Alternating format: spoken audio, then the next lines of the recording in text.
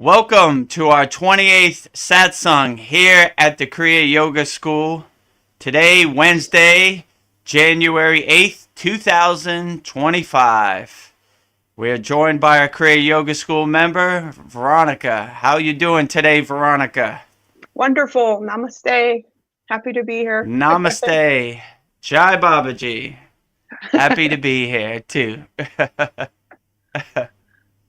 So if you have any questions, post them on YouTube chat, or when our other Kriya Yoga School members come on StreamYard, they could ask it live on stage. The Kriya Yoga School is by the Kriya Yoga School members for the Kriya Yoga School members.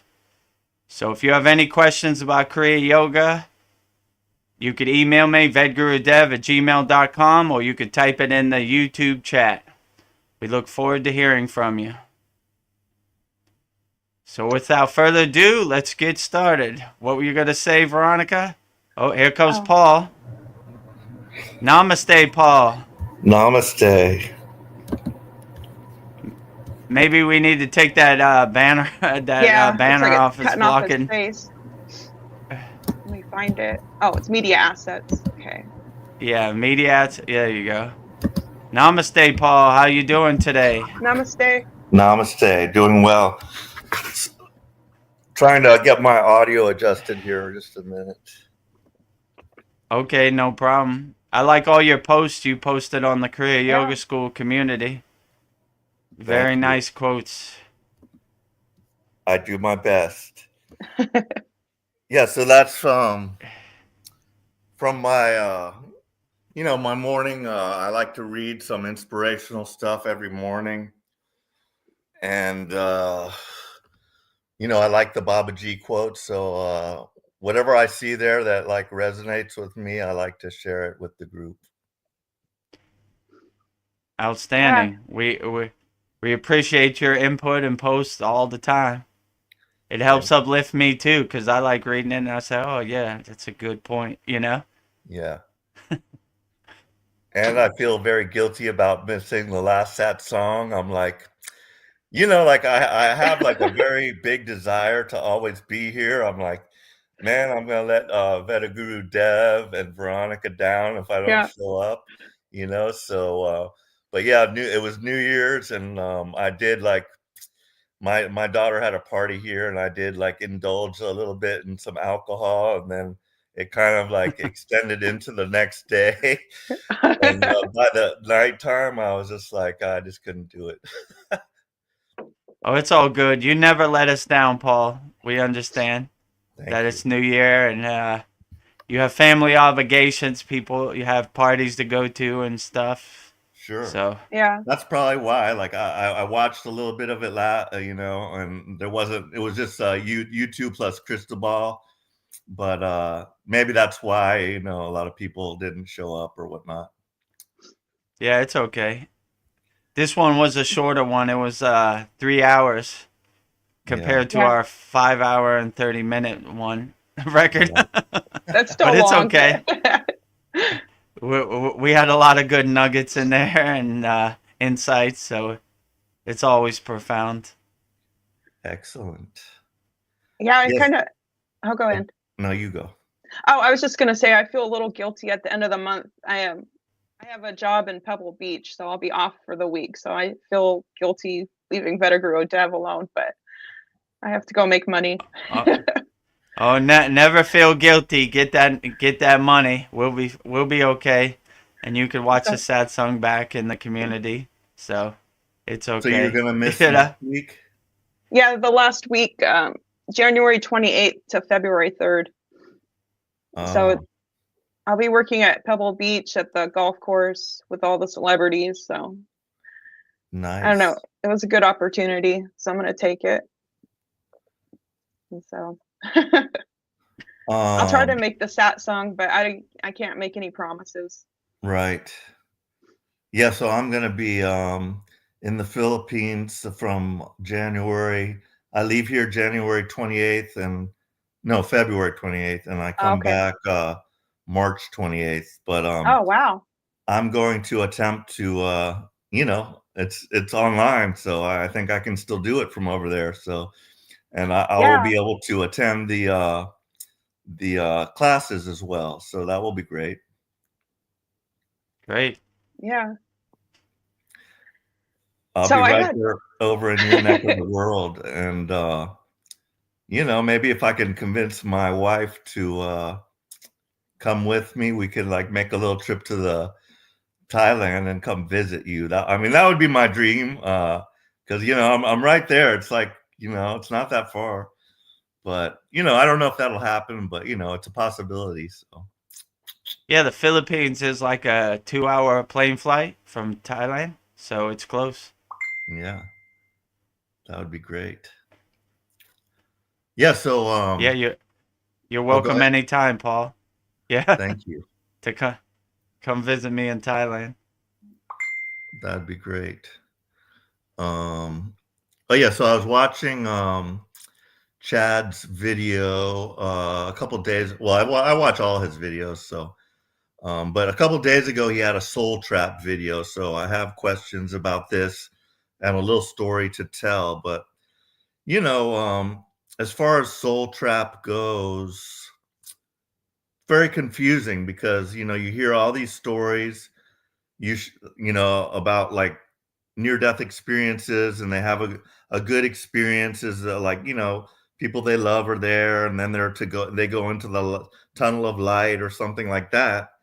But then as far as soul trap, they say no, that those are archons, and they're just trying to trick you to go into that, and like you should not go there, you should just do something else, which I've heard various things as to what to do.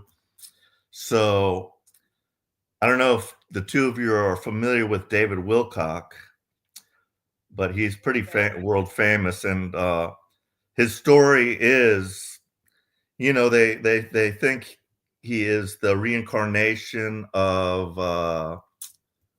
what is that guy, Edgar Casey. Yeah. So he was a famous psychic, and if you do look at the pictures of the two of them side by side, I mean it's almost identical. Like, so I would believe that, but and he also like channeled Archangel Michael. So he has all these uh he has like 7 books that he wrote, and it's all channelings from Archangel Michael.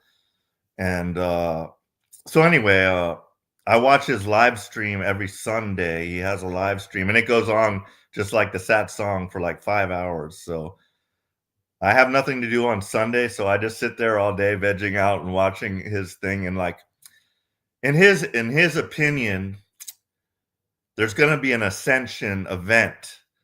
So, like as far as what I've learned here and everything, ascension is done kind of on an individual level. You raise your vibration, you do your practice, and eventually you get to the level, your kundalini rises, and eventually, you just keep getting to a higher level. But he's under the impression that there's going to be like a big event, like a solar flash, and that there's going to be like all of a sudden there's going to be like a consciousness arising of anybody who that hits is going to like get an epiphany, like, whoo, oh, so this is what this is all about, like something like that. And those that are like highest of the highest vibrational will be able to like move into like a higher dimensional frequency, and the people that are still like in materialism and stuff who knows what will happen to them, but they will go a different route, like a split of the timeline, something like that. But anyway, I like what he has to say, but I don't know about that event. Who knows what's going to happen. And it really doesn't affect me. As we all know, we just do our practice and not worry about it. But I do like to investigate these things. So anyway, so I was about the soul trap. I was like, it was a live stream, so I'm like, let me try to shoot him a question. I didn't do a super chat like I did with like Liz. I Yeah. got 2 good questions answered, and I got more for her. So I'm hoping Chad has her on again. But so I asked him the question about soul trap and his opinion of it, saying that I'd been, hearing a lot of soul trap videos and just very confusing. Do I go to the light? Do I not go to the light? Don't know what to do. And he's like of the opinion, yeah, Soul Trap is a bunch of bullshit, you know. He doesn't buy that at all. And so yeah, I mean, I kind of agree with that also. I mean, I do believe we do have to come back to Earth as like a learning ground. So, you know, there's kind of no option for us. We have to just keep coming until we've experienced everything we need to here to like evolve ourselves. So it's kind of like on a voluntary basis, I kind of think. But yeah, so what are y'all's thoughts about that? I think I want to teach myself how to astral travel, because there's like, it is a soul trap, it isn't, and there's a lot of conflicting beliefs, and I feel like I just want to find out for myself, because I can't trust what anybody says. So I have all the Robert Monroe CDs. I've gotten halfway through it, and I was thinking this year my goal would be to learn how to do that.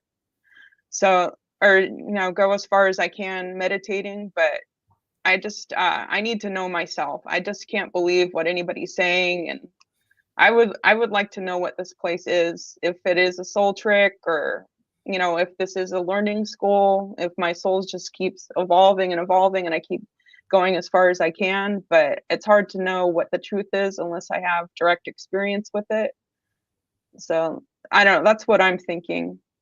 So, and I watched that video that Chad did with her, and one of my I posed a question. She could show us exactly what she does to astral travel.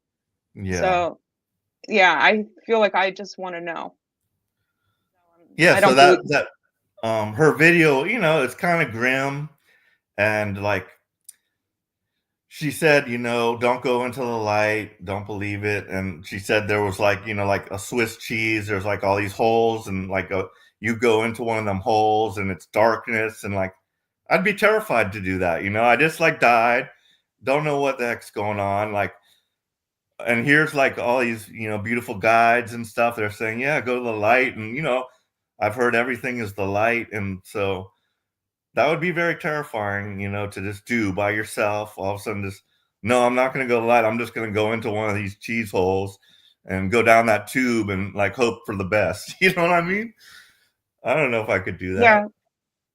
So that's kind of crazy. But Vetaguru Dev, what is your thoughts on Soul Trap and everything like that? Well, first, namaste, Brian. Namaste, Brian. We're talking about Paul wanted to talk about the Soul Trap video that Chad just posted. In my perception about the Soul Trap, whether it is or not, I just try to be the best person I can be, and whatever my soul tells me at the time, that's what I'll do. I just try to be the best person I can, and I think they can only trick you if you let them trick you. If a tree falls in the woods and you don't hear it, did it really fall? So I don't believe in horror movies, the devil, Soul Trap, any of this stuff. So it really doesn't affect me. I just do the best I can, and what other people's perception is of the Soul Trap isn't my perception. Like Veronica said, I'll figure it out when I get there, and I try to be as pure of a soul as I can be, and follow my soul, and that would be my best advice. Like, you know, we'll see what happens when I get to that bridge, you know, like if you have a pure soul, I don't know, you can't really be tricked because you're coming from a place of purity, and if someone tries to trick a pure soul, that's their karma, not your karma, you know? So, whatever, I don't know what'd you say, archons or Yeah. devil or tricksters or aliens are out there, it really doesn't matter to me, because once you know who you are, you can't be told who you're not. So you just follow your soul and follow your intuition, and just, you can never go wrong being a pure soul and helping people and living in peace and harmony.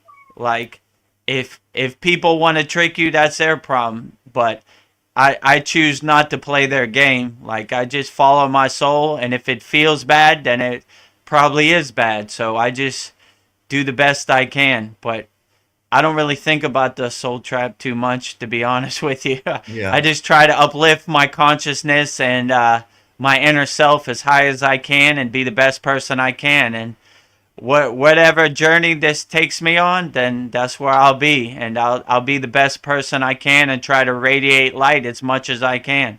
So, but in my opinion, I would always go to the light. I wouldn't go to the darkness. Like, that just sounds opposite to me.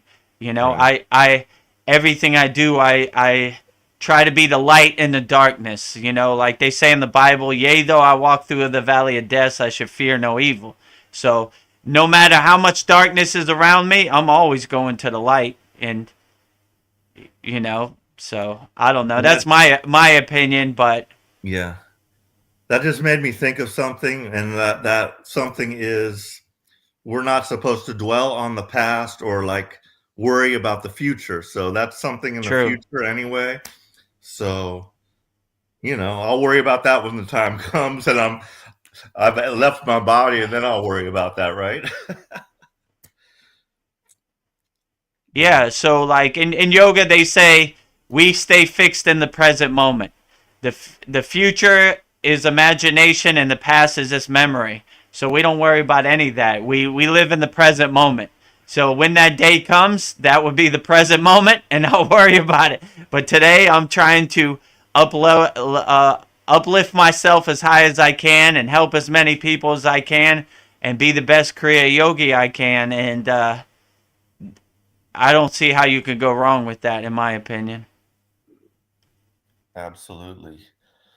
So I did have one other question that I thought of for you, and like I kind of wanted to know, like, what were some of the most profound questions that you had for your guru, and like what his answers were, like, if you could think of any. I mean, basically, I basically had the same questions that you had, like questions on different techniques, like higher questions, like is Shiva the true God, and these type of stuff.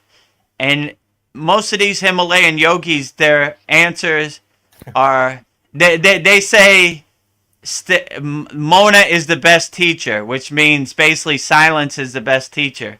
So they kind of don't want to answer the questions for you. They want you to contemplate and think about it yourself. So like they mostly just say short things. Like I always say, my guru says happy, happy, happy, or like sometimes he'll just say interesting and walk away. Like, so it's kind of left you alone to contemplate the answers for yourself.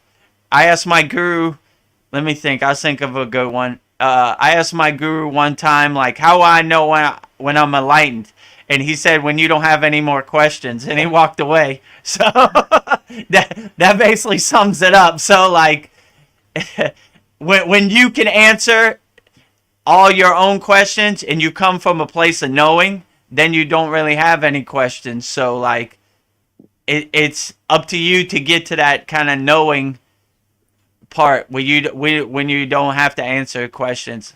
But that's why I like the Satsang, because it's helpful. Because if you go to the Himalayan mountains, there's not many answers to questions. If you know, it's more Mona, it's more silence. It's the best teacher. That's what they would always say. Silence is the best teacher, and walk away. Are there any gurus or in the Kriya lineage that you'd like to be able to ask questions to, Vetaguru Dev, or I don't know, that you'd like the opportunity to meet? And I mean, I don't really have any desires. I kind of just let my spiritual Kriya yoga journey take me wherever it takes me. Just popping in for a second. I may come back. Hello, Vedguru Dev. Hello, Veronica. Hello, Paul and Brian. Hello, Vanessa. Welcome to our Kriya Yoga Satsang. I mean, I would like to meet them all. Like, if they're in front of me, I would. I'm not gonna go to India and search for them, but Yeah. like, it would be interesting if, I don't know, Babaji showed up or Boganantar, but I'm not like asking for it. I'm just like, oh, look, magic, you know? Here's Archangel Michael, here's Boganantar, you know? Like, ooh, look, I mean, it's my lucky day, you know? Yeah.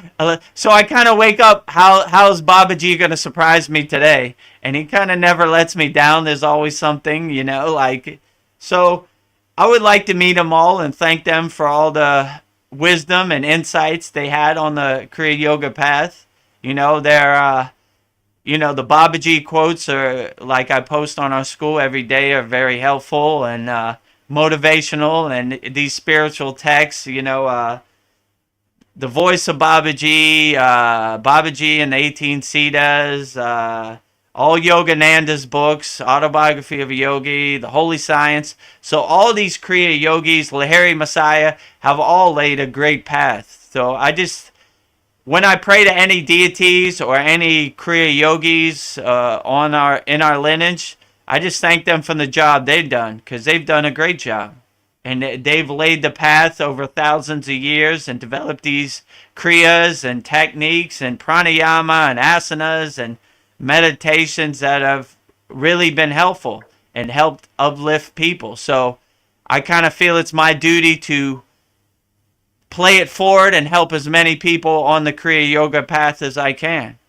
Like when I talked to Brian last night, I was like, I'm not doing this Kriya Yoga school to get rich or buy a car or buy a boat. I'm doing this Kriya Yoga school to help as many Kriya Yogis out there. Because I understand, when I started on the path to Kriya Yoga, I was basically feeling my way around in the dark. I was like, okay, what do I do? Who do I talk to? And I really didn't have too much to talk to. Like, my guru was kind of short answers, if you know what I'm saying. So it's really helpful, and I really get enjoyment out of this Kriya Yoga school, of seeing all the progress and all the benefits that our Kriya Yoga school members have gotten from practicing Kriya Yoga. So that's mainly why I do it. So it's almost like a true blessing. When I got on the path of Kriya Yoga, it was like the ascended masters and the Kriya Yogis gave me a bag of gold, better than a bag of gold, because gold comes and goes, but these Kriyas stay with you your whole lifetime. So like, and you get to help other people on the path. So it's a true blessing. But if any ascended masters showed up, I would definitely welcome them with open arms. You know, when I meditate, I leave my door open, so they're always welcome to come. But I feel inside my meditation room, it's packed full. I don't even know where everybody stands, of all kinds of ascended masters from all different spiritual traditions. They're all in here, and we're a big happy family and a happy soul group. So I feel they're with me anyway, even though I can't see them in the physical form, but I always feel their presence around me. Yeah, I just finished the Holy Science. Like, you know, we were talking about my morning ritual where I get my little quotes that I put up on the school sometimes. But yeah, so I'm starting up now with the voice of Babaji. So I'm, you know, reading a chapter or a page or whatever I can fit in the morning of that one. And you know, it's amazing, a big giant book, you know, before you know it, you know, if you just read like a page or a couple, you know, whatever, it's done, you know. All of a sudden you get to the end, oh wow, you know, I finished that book. You know, it's like a daunting task, but then if you just do it a little at a time, it just goes by so quickly. And yeah, I enjoy reading some new material, you know, and yeah, I think it's important to read some, you know, spiritual stuff. That's like, you know, that's part of this journey, you know, to learn, you know, from the masters. And by the way, Brian, I loved your video. I was very inspired by it. So thank you for that. Yeah, I appreciate that. No problem. Thanks, Paul. Yeah. Yeah, things just kind of come Yeah. So together when you have the right intentions. I was just talking to Vedic Dev, and some of these things I didn't plan out at all. Like the syncing, like Vedic Dev just gave me some sections of the Satsang, and like everything was just as so. Like the video of the class were in like deep meditation, it looks like, and I didn't plan that. It's just and then Satsang, it's really conveying what's true about the school, basically in the video. And a lot of that, I think Babaji's guided me because I didn't plan it. I'm just doing my best. And yeah, it just kind of came together. So even in the satsang part of that video, I think that time it must have been windy or something, and the fire is like so huge. And so if Vinegar Dev, you would have taken a satsang where like it was raining or something, it would have been like, oh, that's a weak fire. But there's like huge fire. And so like even I generated that image of that yogi. It took a while to get that. Um on the mountain, and I'm like, hey, wait a second. That yogi, I was just thinking this like literally a couple days ago. I'm like, that yogi looks familiar, and it's basically the exact type of silhouette as Vedaguru Dev has on his after his videos. He has like the sticker that he puts on there, and it's like Mhm. the same. But I didn't plan that. I wasn't like, oh, let's match to this. It just sort of happened. And so I'm sort of blown away by that as well because I have no idea what I'm doing. And and yeah, I just tried hard and it just came together. So yeah, it's a story Nice. in itself. So yeah. yeah, I was telling Brian, I don't know how any of this stuff really happened. Like I don't know how I went up the Himalayan mountains. I don't know how I met my guru. I don't know how I got on this path at all. It just kind of came together, and I just kind of got out my own way and just enjoyed the roller coaster ride of Kriya Yoga, the Kriya Yoga journey. Mm. Yeah. Um, So I've heard that moksha is the best way to experience God. And my understanding of moksha is that it's like the death of your ego. I was just wondering if you could explain in more detail what moksha is. Well, moksha is liberation. So it's like liberation from the ego, liberation from Maya, liberation for everything. So it's kind of shedding your kind of ego. So hypothetically, it's kind of true, but your ego, like Krishna says in the Bhagavad Gita, it's always hiding behind that tree over there. So it's never 100% gone. It's just kind of more diluted or more dissolved. So it's kind of lessening your ego as much as you can to bring your soul to the forefront and bring all the blockages and resistance and obstacles in front of your soul to the background. So it's kind of freeing your soul, like liberating yourself. So it means basically liberation from everything, liberation from the physical body, liberation from your ego, liberation from all your attachments, liberation from all your delusion, your Maya. So it's basically a kind of blanket word that means liberation.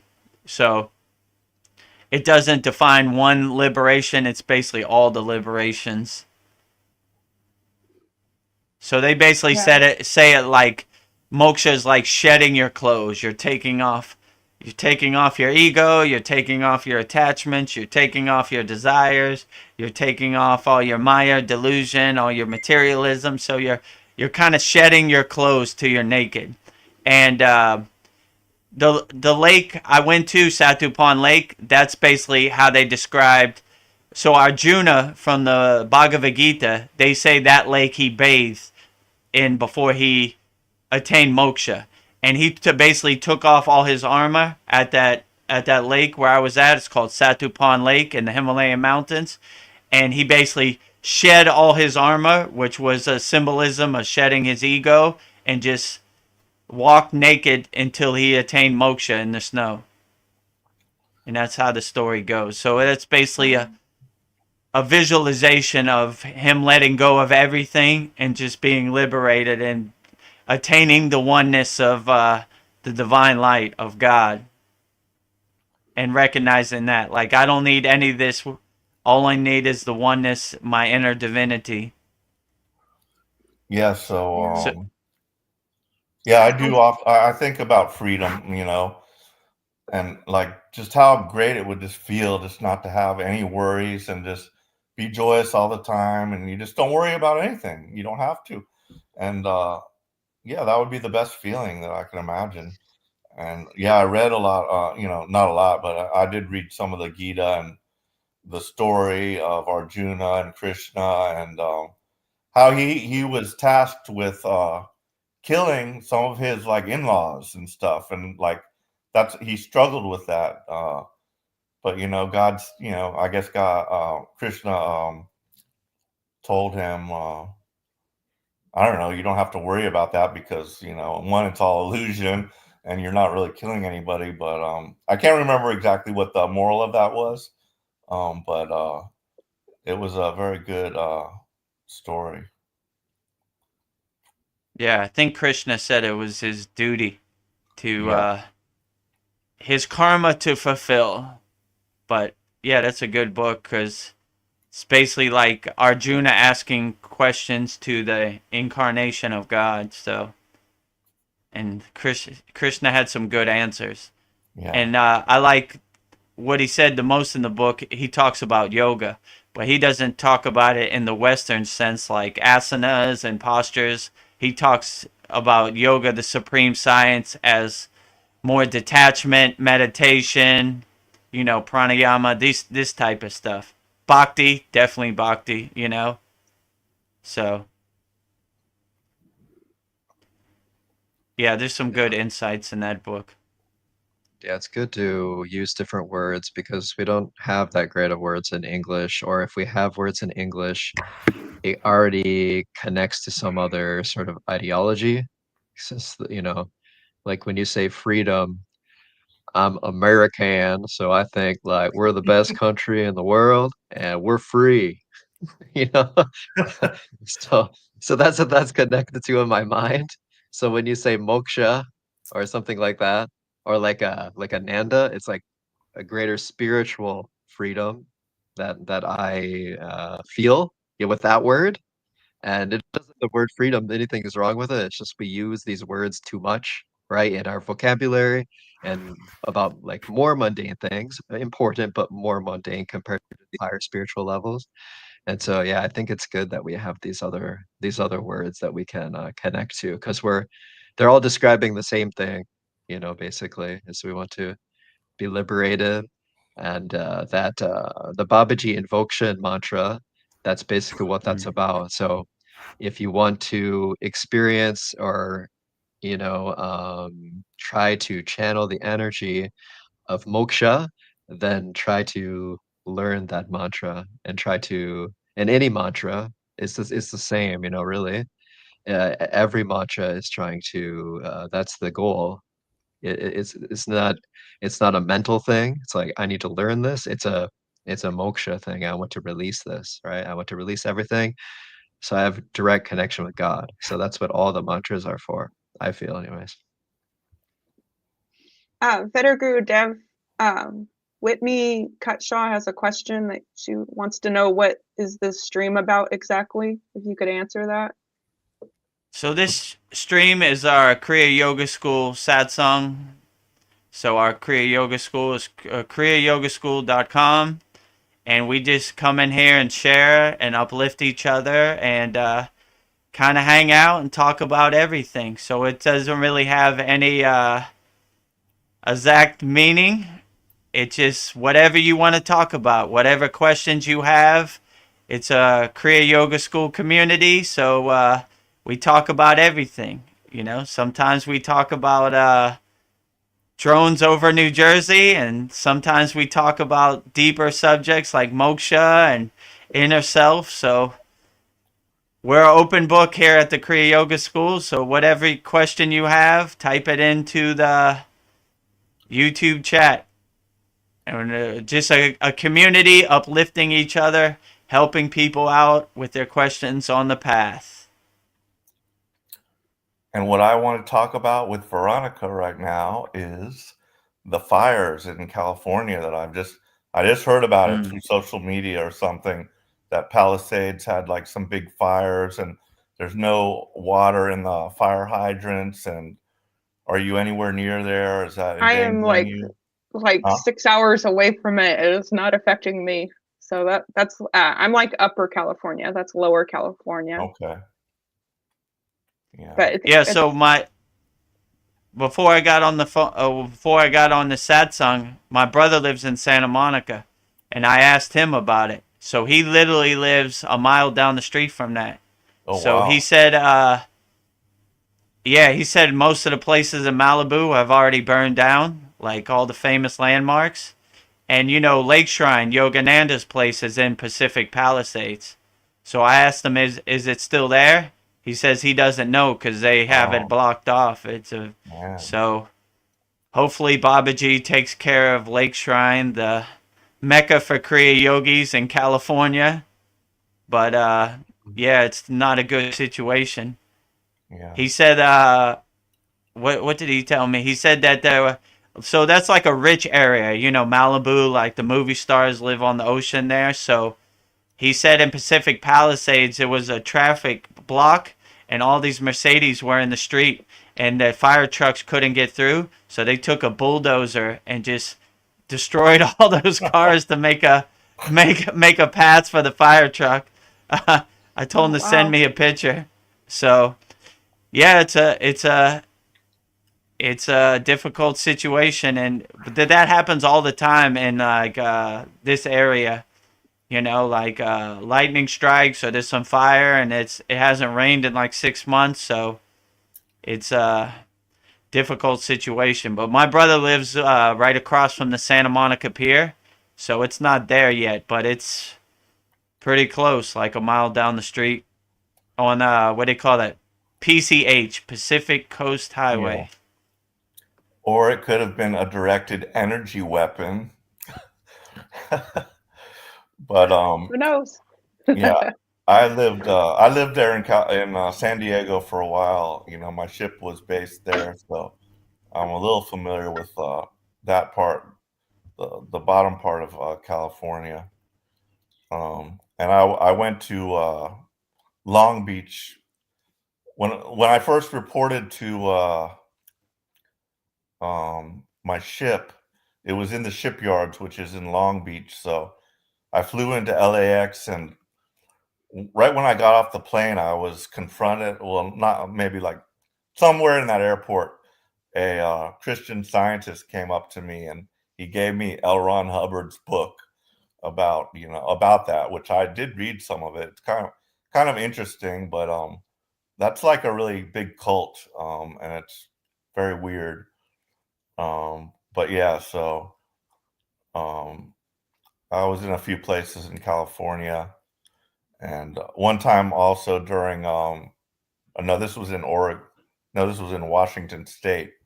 I did a reserve, a little bit in the reserve, and we went to Washington State to Whidbey Island. That was very beautiful, very close to Canada, and we drove into Vancouver on our times off. So that was a fun experience for me.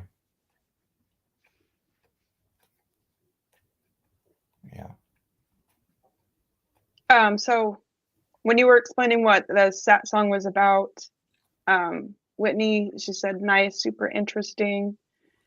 And then Thank you, Whitney. Then we have another person watching, Sandy. She says, good evening, beautiful souls. Happy New Year. Good evening, Sandy. Happy New Year, 2025. Andromeda, which I think is Mariana. Yes. Happy New Year, Sandy, 2025. Happy New Year, Mariana, and Whitney, everybody on the YouTube chat. So I just saw something interesting. I don't know if you know anything about this, Vedaguru Dev. Supposedly Babaji would use like a magical bean to like help him meditate, and it was just like a small pebble he would find in like a riverbed, and they would soak it and they would put it in water in the moonlight and the sunlight, and then he would suck it when he's meditating to give him nourishment. So you could like meditate for hours upon hours. Have you heard of anybody doing that? Somebody said that Babaji did this. Yeah, it was like he'd find like a small pebble, and he would to like create saliva so he could like meditate. So because you're not going to be able to eat or drink anything for hours, maybe days. So it was like a small pebble that basically I guess he would suck on it to like help him go into deep meditation.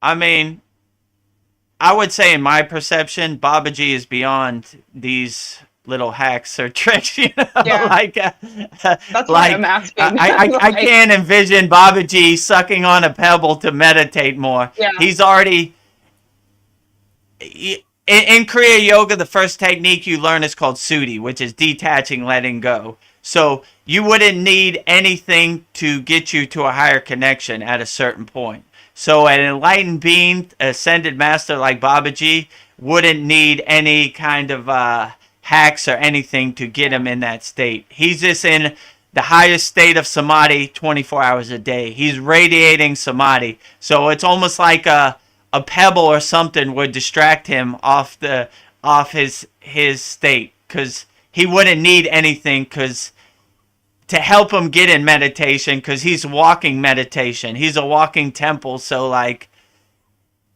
when people say these kind of stories, it doesn't, how can I say, it doesn't sound right to me, because like my perception of Babaji is like he's beyond all these kind of lower techniques. Like he's already ascended way past that, right? So even in the beginning, he was probably already so far down the path that he just needed some help from a couple ascended masters, Agastya, Boganantar, but like I can't envision Babaji sucking on a pedal to meditate harder. I don't know. It's a funny story, but like yeah, you know, like even my perception now is kind of like Babaji laughing at that story, like you know, like you know, I can't even see in my stage me sucking on a pebble to meditate more. It just it defeats the purpose. It's more of a distraction than going inside you as you and uplifting yourself. So you would reach, once you reach like a higher state of consciousness or inner self, you wouldn't need these kind of hacks.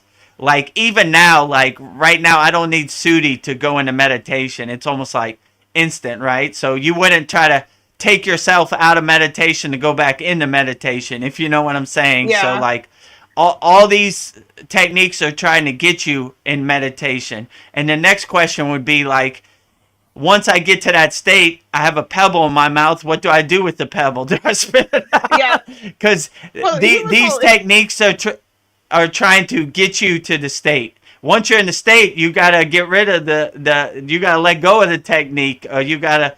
What do you do? Spit the pebble out? Like, okay, I'm here. Like, it's so small. If you did swallow it, it'd be fine. But yeah, now that I think about it, it's ridiculous.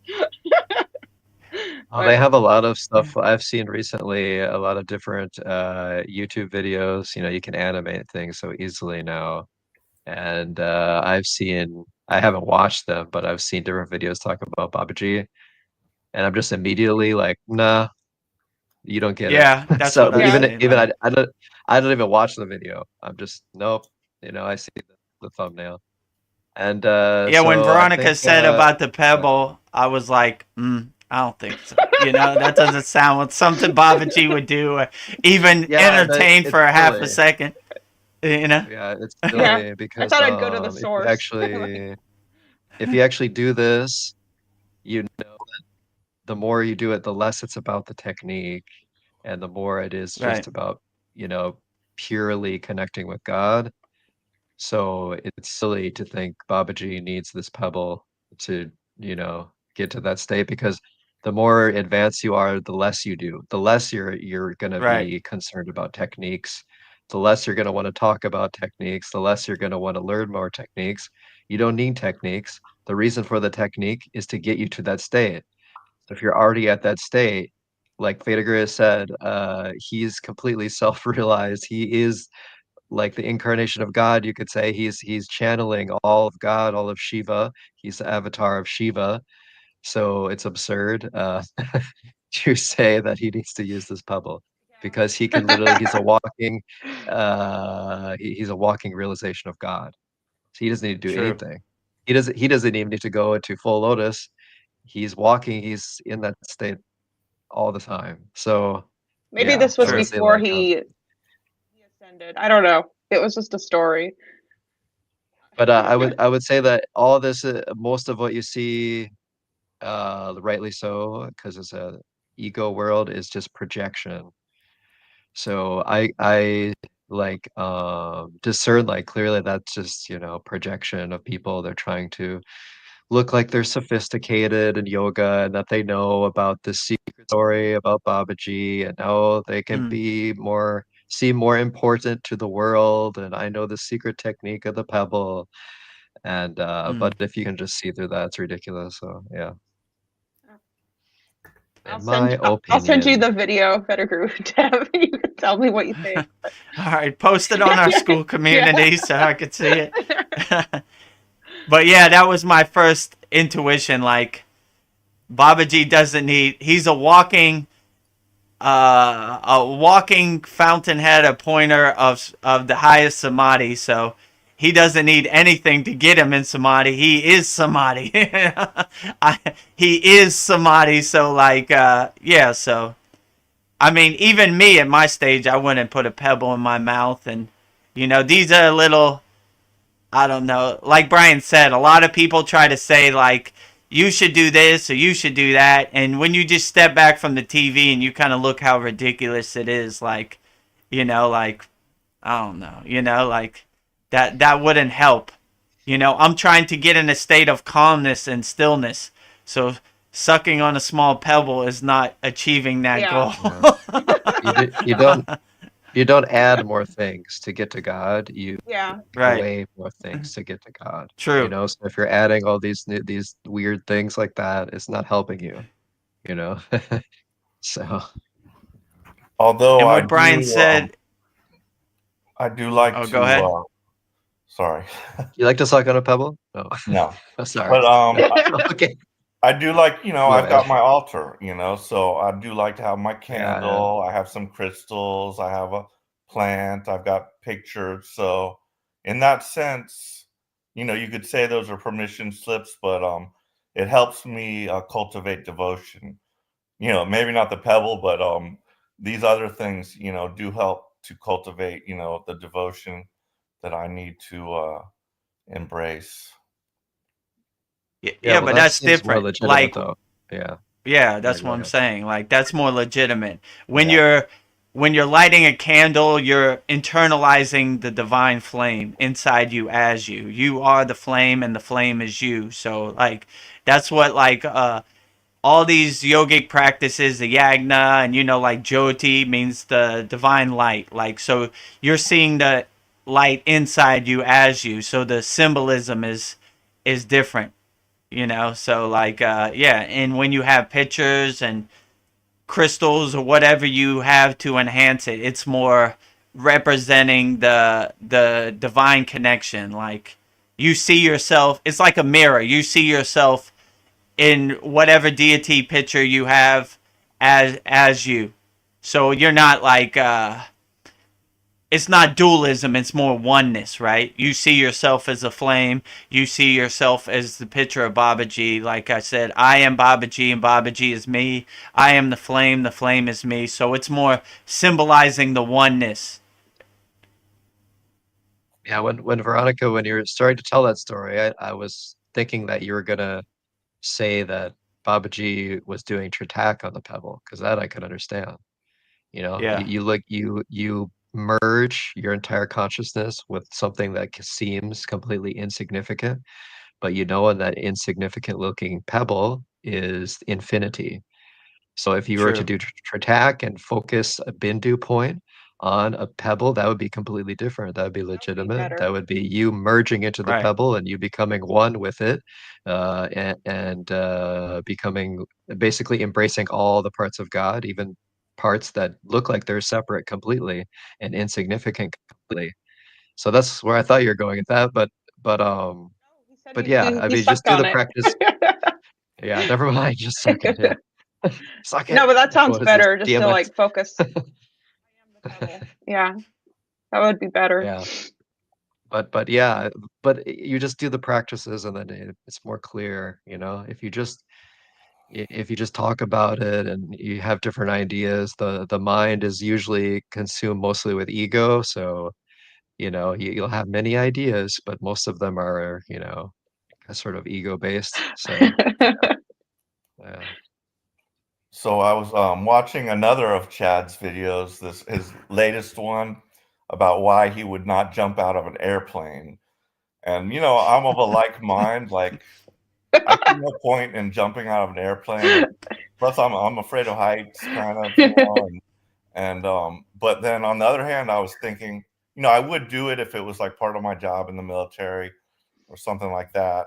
But I think you should jump out of the airplane in a G-string. That would be perfect for Yeah. but, Like- I mean, that sounds For all those terrifying. haters, they can suck it. But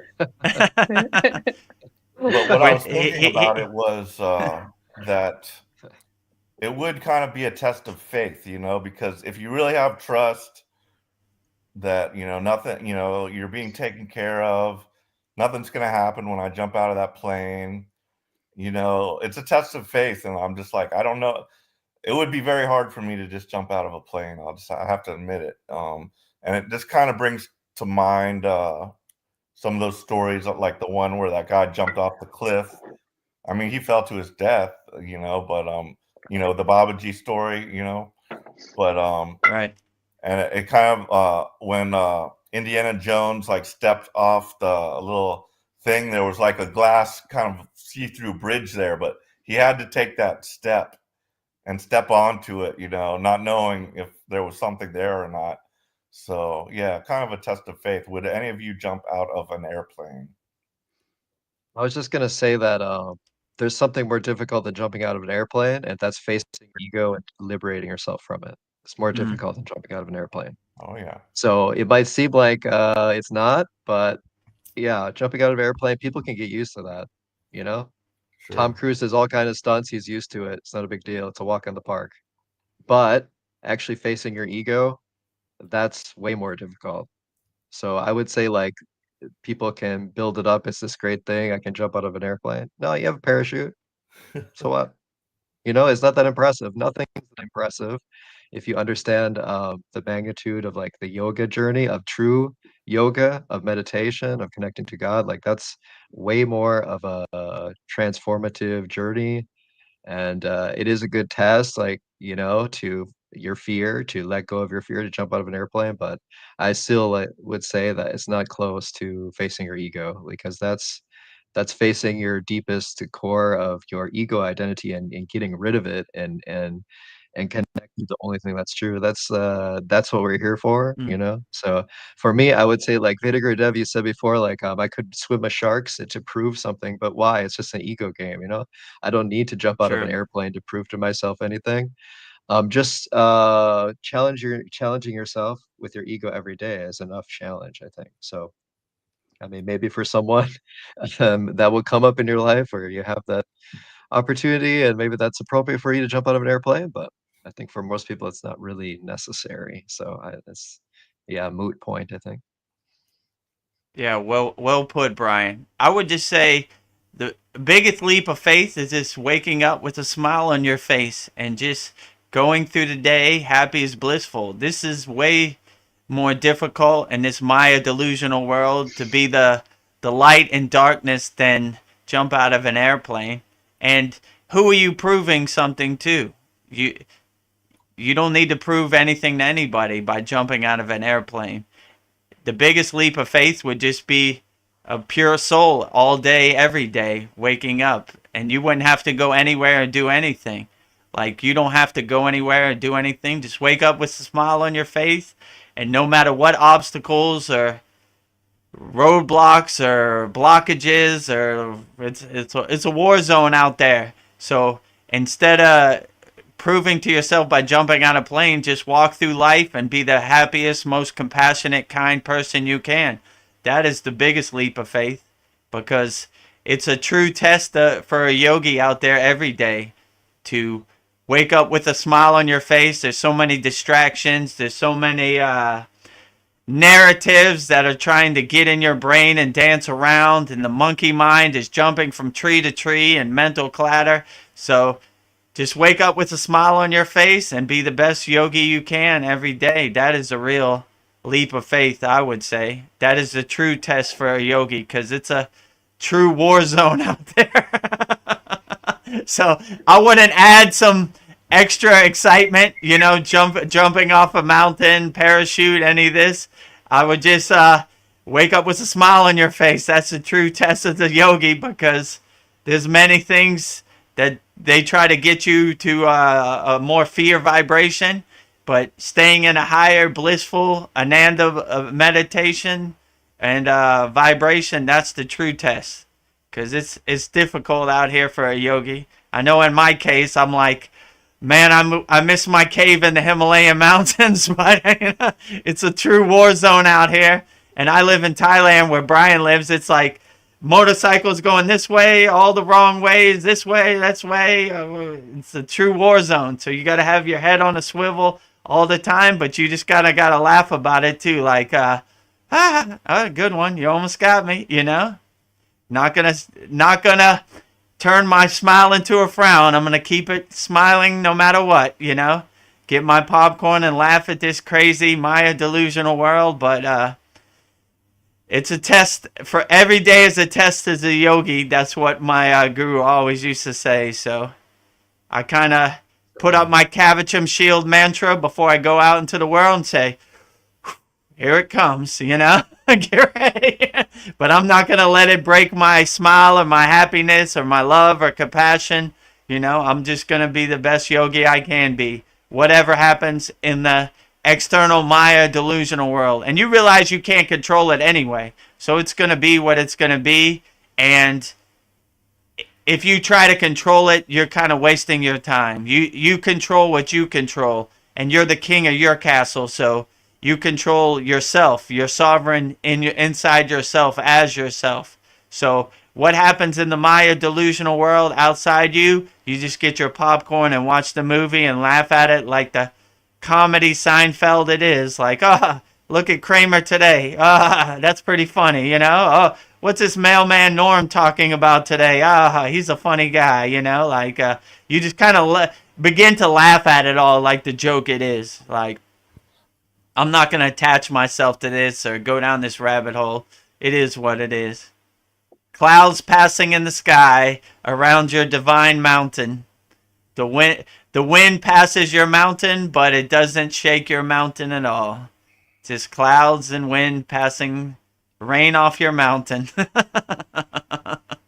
That got me thinking. In the past, I don't know how many years ago, maybe 3 years ago or something, they do have a canyon in this part of Thailand, and they call it the Grand Canyon. It's not as grand as the real Grand Canyon, but it is a canyon. And they have a zip line there. They have other stuff, and they have some area you can jump off the canyon into the water, and it's quite far. I don't know how many feet, but it's a decent drop. And so I went against I faced my fear, and I jumped off that canyon. And when my head went above water, I was not enlightened, just so you know. So, so I was exactly the same person. I was probably even more prideful at that time. Look what I did, because my wife was too afraid to do that. Oh, well, I'm not afraid, So that didn't really boost my spirituality. I can tell you. So. Yeah. Yeah, true. When you swim with sharks, you're not more enlightened. You're just bloody and need to go to the hospital. Yes. I found out later people have died there as well. So I Oh, was like, yeah, that's pretty Oh, stupid actually. But yeah, so note to self, don't need to do that again. But anyways.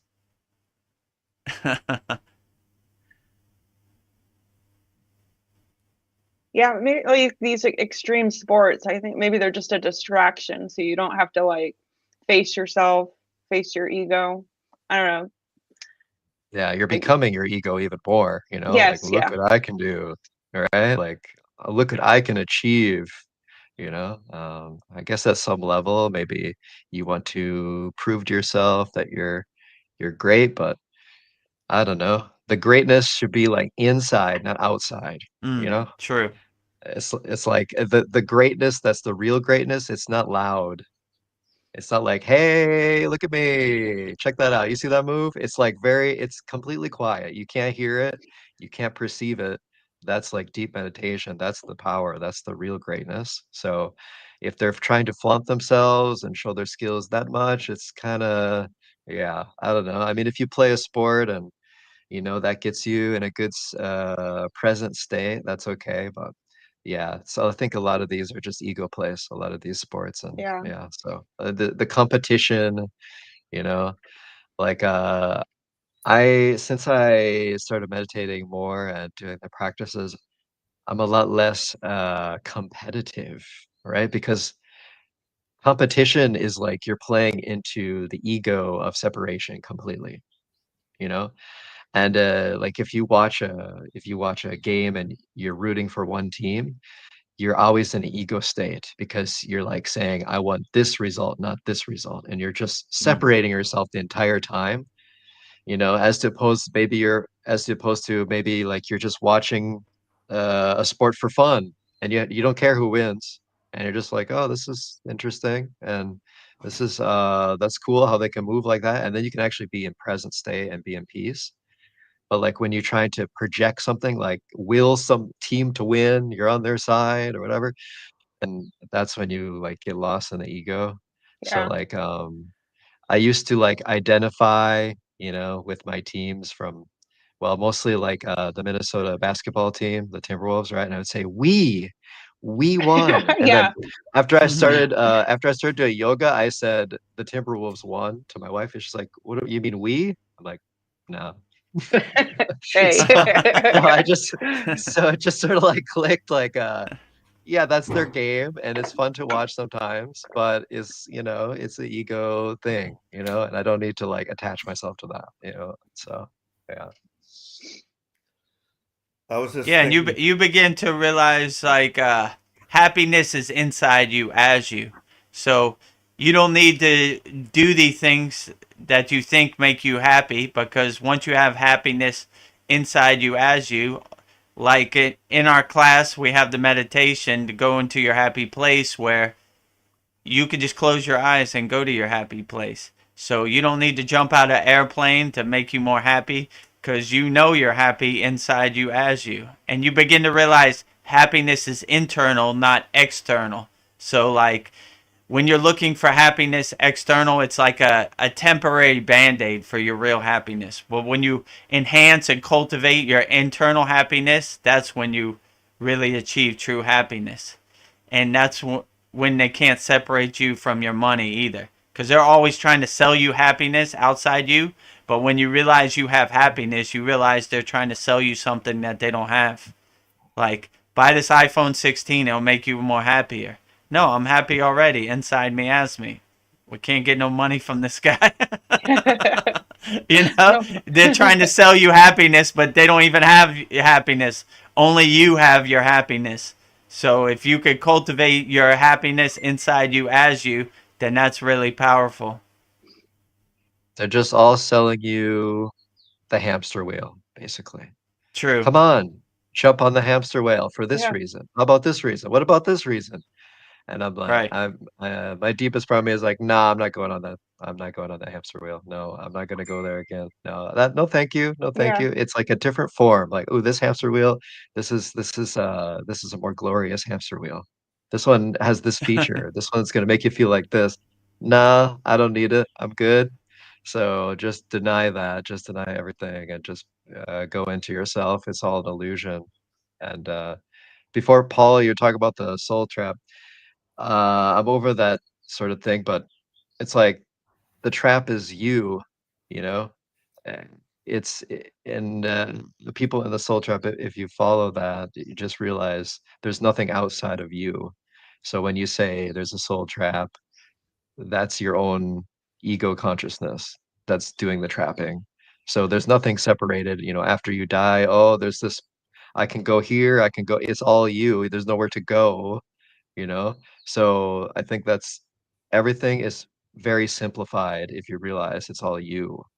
There's nothing outside of you. And if you don't acknowledge that it's all you, then it's very complicated. Like, like what path is there a secret code I need to know after I die? I need to say like this magical phrase and then I'm enlightened, or like I need to go through this keyhole, or what I need to go to the gold light or the yellow light or the blue light or the what light do I got? It's so complicated, but that's the mind that's making it like that. The mind is like separating things into this color, that color, this color. But if you're realized there is no separation with anything, there's nothing outside of you. So, and I would say like a combination of all energies is, I don't know what you could even what you could even say, if that's the void, or that's the if that's the light or whatever. But I feel like it's beyond that. That's just like that's your vision or something. But like consciousness, like when I feel like I'm in sort of like maybe samadhi or pre-samadhi or something, it's beyond conceptualizing anything, so it's beyond thinking anything. So even to think like white light or the darkness, like it's beyond that, so like once you get beyond your mind, I can't even explain this because I'm using my mind now, but once you get beyond your mind, then you will understand. Like it's just that's the mind thinking, that's the mind separating, that's the mind individualizing consciousness in an illusionary way.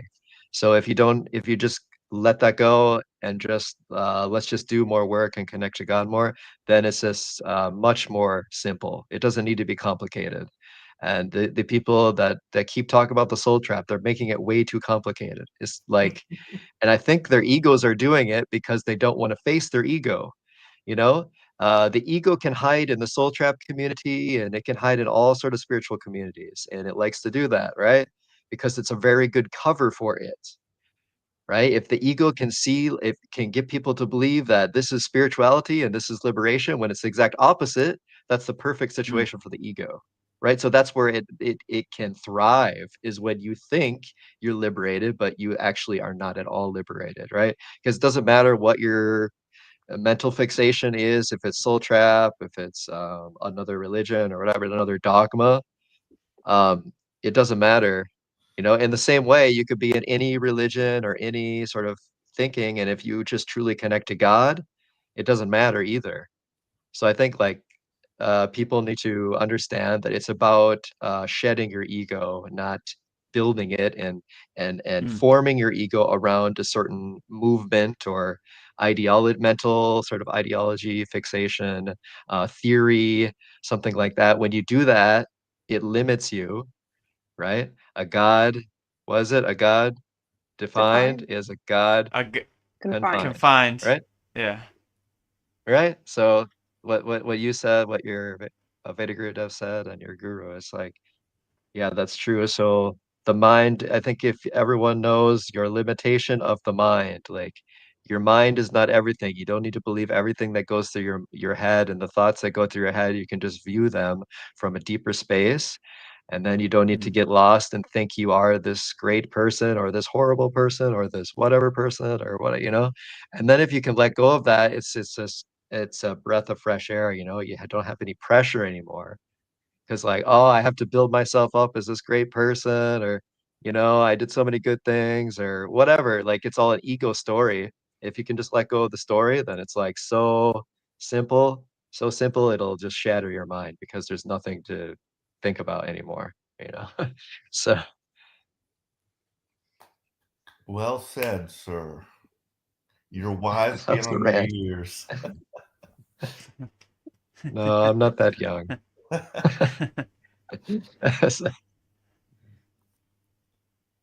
Oh yeah, one thing I was thinking about is like the awkwardness of silence. Like, why is it like if all of a sudden nobody's speaking, and then all of a sudden like I get a feeling like I should say something, you know? It's like, uh it's weird, and it reminds me of the experience I had at my yoga studio where we had to like stare into somebody's eyes without speaking, you know? It's just awkward, you know? So that's kind of Yeah. weird, you know? We need to have like a 5-minute silent song where we just sit here and stare at each other. I don't know. I've met a couple people where we can just not be talking and it's fine, but it's rare Yeah. to find those people because I do feel like a lot of times I have to keep entertaining and keep the conversation going because Mhm. people get awkward if it gets too quiet. Like, but I don't know. It would be a boring in sat song if we didn't say anything. in the That's yogic that's true. perspective, go ahead, Go ahead. Brian.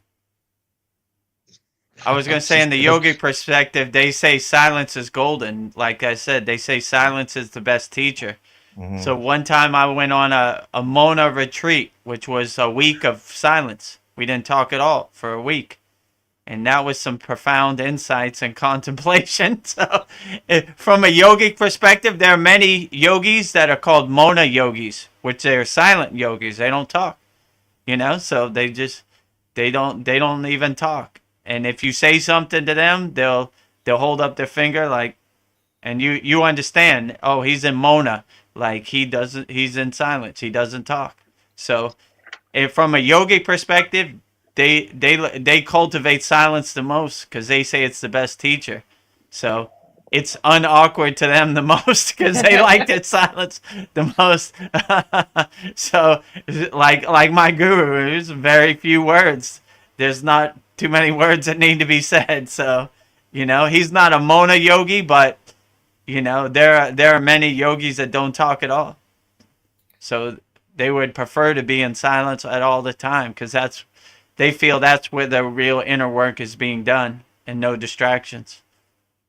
So it makes sense that that is the silence is the greatest threat to the ego, and Mhm. that's why it's uncomfortable Mhm. because the ego always wants to add things, right? You need to improve, you need more, you need to do this, you need to learn about this, and then silence just cuts through all of that. And so now the ego is like, what do I do? Like you need to add something. And that's why your thinking is happening when it's silence, because the ego is uncomfortable. Mhm. So like if you can, and that's why we meditate basically, is for the same reason. So yeah, it's like a self-reflected thing. And I was thinking like, yeah, Veda Guru Dev, what you said about your yogi and other yogis, why they don't talk a lot is because when you're expressing too much, you're probably adding to your ego perception or maybe other people's perception of ego in you, right? And like a powerful guru or yogi, he could take the wrong path once he has developed a certain way and then go completely in ego because of that, you know? So like I love what your guru said about go back to zero because that's exactly what you have to do because you might Mm. start to get too proud of yourself like, oh, these people are following me, they trust me, they believe in me, I'm their leader, or and then if you just say happy, happy, happy, there's none of that. Just whatever. Yeah, true. There's nothing to attach to anymore, you know? So like yeah, like if someone if someone didn't accept that from the guru, maybe they're not ready yet because they're not seeing the point. Like the truth is in the silence, right? The truth is not in all the words. The words are trying to point to the silence. That's what we're trying to do. Like go here, uh, but most people they point away from the silence and add more things. Add more things you can learn or whatever. But actually, we're just unlearning right? We're unlearning our conditioning and trying to get out of our conditioned patterns just to be in our natural state. Like that's all we're doing, just trying to get to our natural state. That brings up an interesting point, like about if a yogi attains a certain level of enlightenment, could they go dark? Can all of a sudden they turn to darkness, yet they still have all these powers? And, that could be like a dangerous thing.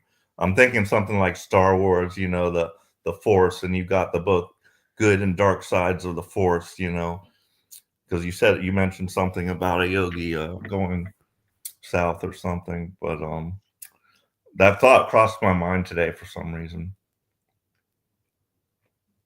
Yeah, but once you reach a state of enlightenment, it's almost like darkness is like trash to you. Like it doesn't resonate with you. Like it's like I don't know. I guess it could happen, but I've never really seen it.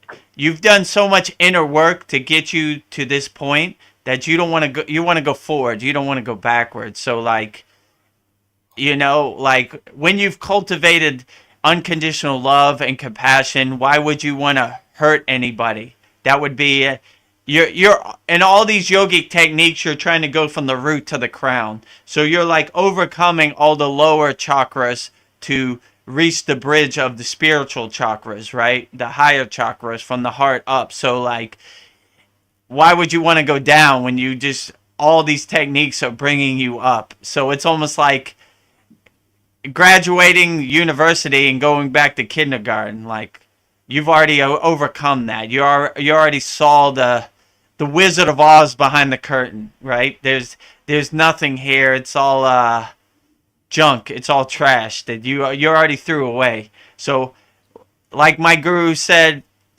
you collected all this trash your whole life, now throw it all away, right? So you wouldn't want to go back and get all the trash you threw away. you would want to leave it thrown away. So like it's very rare. I've never seen it in my case, like where somebody would go back to being I don't know what you would call it, a rogue yogi or an evil yogi to when they've attained samadhi or enlightenment. Like you're almost like, whoo, that was a rough ride. I'm glad I attained. It's like climbing the mountain and getting to the top and just like not being happy where you're at. So I wouldn't do it. Right. I would say makes that me think, like, if that happened, like I think there was like Osho or something like Chad talked about before, and I would say if that Right. did happen, the yogi is probably more of a poser and he's not as enlightened as he makes himself out to be, right? So anyone can call themselves a guru. It's just a word, you know? So, but if you are a guru in not just in word, but in form, a true form of pointer towards God, then that's not going to happen because I mean, I'm not developed much, but I can already feel like once I meditate more and do more, if I go off the path even a little bit, I'm reminded immediately and I feel like Mm, I feel horrible. Yeah, I don't want to step back down into the mud, where I came right. from. True. I want to, like what Veda Guru Dev said, I want to keep going. So there's less you're feeling things more, you're facing your ego more, and so it's like it's more likely that you're going to keep going away from ego once you get to that point, I think. But yeah, there's all kinds of posers out there, so you never know, like what they're projecting unless you are actually them, so or you have good discernment, right, and you can know about them. But yeah, I would say like there's very little motivation to go back once you get to a certain threshold of like Mm, Vedic Dev mentioned about samadhi. Like, I don't know if I could say I've been in samadhi, but I've been in meditation, and that's like the ultimate peace. So if you feel that ultimate peace, and ultimate fulfillment of your life and your expression, then how could you want to get away from that? And so Many people are trying to find that, and then they try to find it through ego ways, and they get stuck, and it's like a loop. But once you actually find that, you don't want to let go of with that. So I feel like once you get to that certain threshold of samadhi, you're probably not going to come back. And if you, let's say, for some reason you did, I think you would probably like lose a lot of your power, your spiritual power, because your spiritual power comes in that place of peace. It doesn't come from, a place of evil. So when people talk about the dark side and evil, like, and they make it seem like it's powerful, it's not powerful at all. Mm, And so but that's kind of how we make it seem, like duality. There's good and bad, the good side and the bad side. It's a difficult fight, but these are just sides of ego. But the actual side above them that gives source to both of these sides of duality, nothing can touch that. So if you touch that in samadhi or whatever, there's no threat to anything. And evil is even more weak than the good side of ego. The side of ego that still wants to get something but doesn't want to hurt anyone. It wants to make a name for itself, but it wants to do good things. Like, that's a good part of the ego, or you could say. But the evil part is very weak. And the evil part, it basically needs to leech off of people because it doesn't have any source of energy itself. And so there's no power in black magic, really. I'm sorry to break it to you. There's no power. If you're using black magic, you're just a leech. You don't have any energy that you can cultivate in yourself, and so you try to suck it from other people. That's all, mm. black magic or dark magic. That's all it is. It's very, very, very weak. So yeah, don't think that black magic is don't be intimidated by anything like that. Like if you're connected to Babaji or Ganesha or something, that's real power, and real power comes in peace. It doesn't come in evil. True. Yeah, Yeah. just Well put. it just made me like when I was thinking about the devil and like how did the devil come into being? Like was he once a good person, a good person, and he achieved like enlightenment and then became somewhat disillusioned, or was that a choice? Did God like at the moment of creation and God like said, okay, we need somebody to play the dark part or something, so that's just kind of where my line of thought was on the whether a yogi can go bad and how the devil came to exist and things like that, of that nature. But I liked what you had to say about that, Brian. I think it's a manifestation of our ego when we think about the devil. It's just, and we always think of it, hell is lower than us and God is higher, right? But ultimately it's just states of ego, I think. And so if you look at the devil or Satan or whatever you want to perceive as that, and many religions do, it's like you in your current state, you're beyond that. That's complete weakness and complete disillusion, basically. That's like the manifestation of complete illusion, I would say, and Mhm. complete blindness of true reality, because that's all God is. It's just reality. So yeah. Yeah. Well put. Yeah, so we're expecting a winter storm here in Dallas, more of the weird weather. We might get snowfall tomorrow and Oh wow. don't know if I'll be heading into work or not. Just depends Mm. on the road conditions. But, it's fairly unusual for us to get snow here. But, yeah, got fires going Mm. on out in California, snow here. You guys are just in paradise out there in Thailand. It's starting to be more polluted here now, though, already. Usually Mm. usually it's towards March, but it's already I have some app on my phone that shows me the pollution levels. It's already in the orange. So after the orange is the red, and after the red is the purple. When it gets into the purple, you better get out because it's very, very bad. So I thought I would be good if I, just left in March, but yeah, it's already pretty bad. So There's also that weird fog that's floating around mm, various parts of the country. They say it's an unusual fog and it'll produce some kind of gross stuff on the water, and it didn't act like normal fog when it hit your windshield. It didn't like water vapor. It was like, and people were getting sick. It's kind of weird. Yeah, kind of heard about that, but Yeah. I have nothing. I have no idea. Probably aliens. So, Probably. I'll just default to aliens. I think it's going to be a crazy year. I don't know. Yeah. Buckle up. Yeah, buckle up. So everyone, I need to leave and go to some dentist appointment. So hope you have a good rest of the Satsang. And if you're still on here, if your Okay. Satsang goes 5 or 6 hours, maybe I'll be Might back. see you. But yeah, but Okay, great Brian. connecting with y'all again. Yeah, great connecting with you. Have a great day. Thanks for Have a good everything. day. You too. Great Thanks. seeing you. Have a good one. Bye-bye. See ya. Okay, do we have any YouTube chat questions? They're just all We've been- saying good evening, and I don't know, they're having a private conversation. But we have in the YouTube chat? yeah. We're talking about well, I can read them. Marianne, I was saying when we were talking about the blue beam, yeah, that's how they burn out Jasper in Alberta. Yeah, direct energy weapons is a real thing, and Jasper was a land grab for sure. And maybe even smart 15-minute cities, maybe in Maui. It was very strange fire. And Sandy came on. And Namaste, Sandy. Oh yes, Maui Yeah, also. Maui also. And Okay. then the next one. Deep State is trying their last attempts. Yep, could be.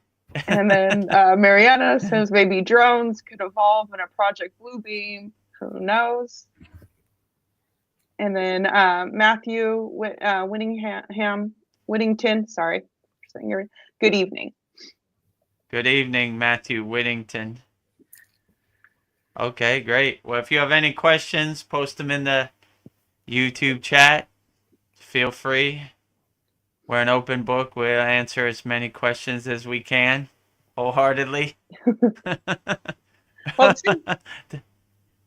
it seemed like we were talking on that topic of like what spiritual success is, and it seems like what Brian was talking about is just letting go everything. I don't know. It seems like less is more, and just getting to the true essence of who you are. So I don't know. What do you guys think of like what is spiritual success for you guys?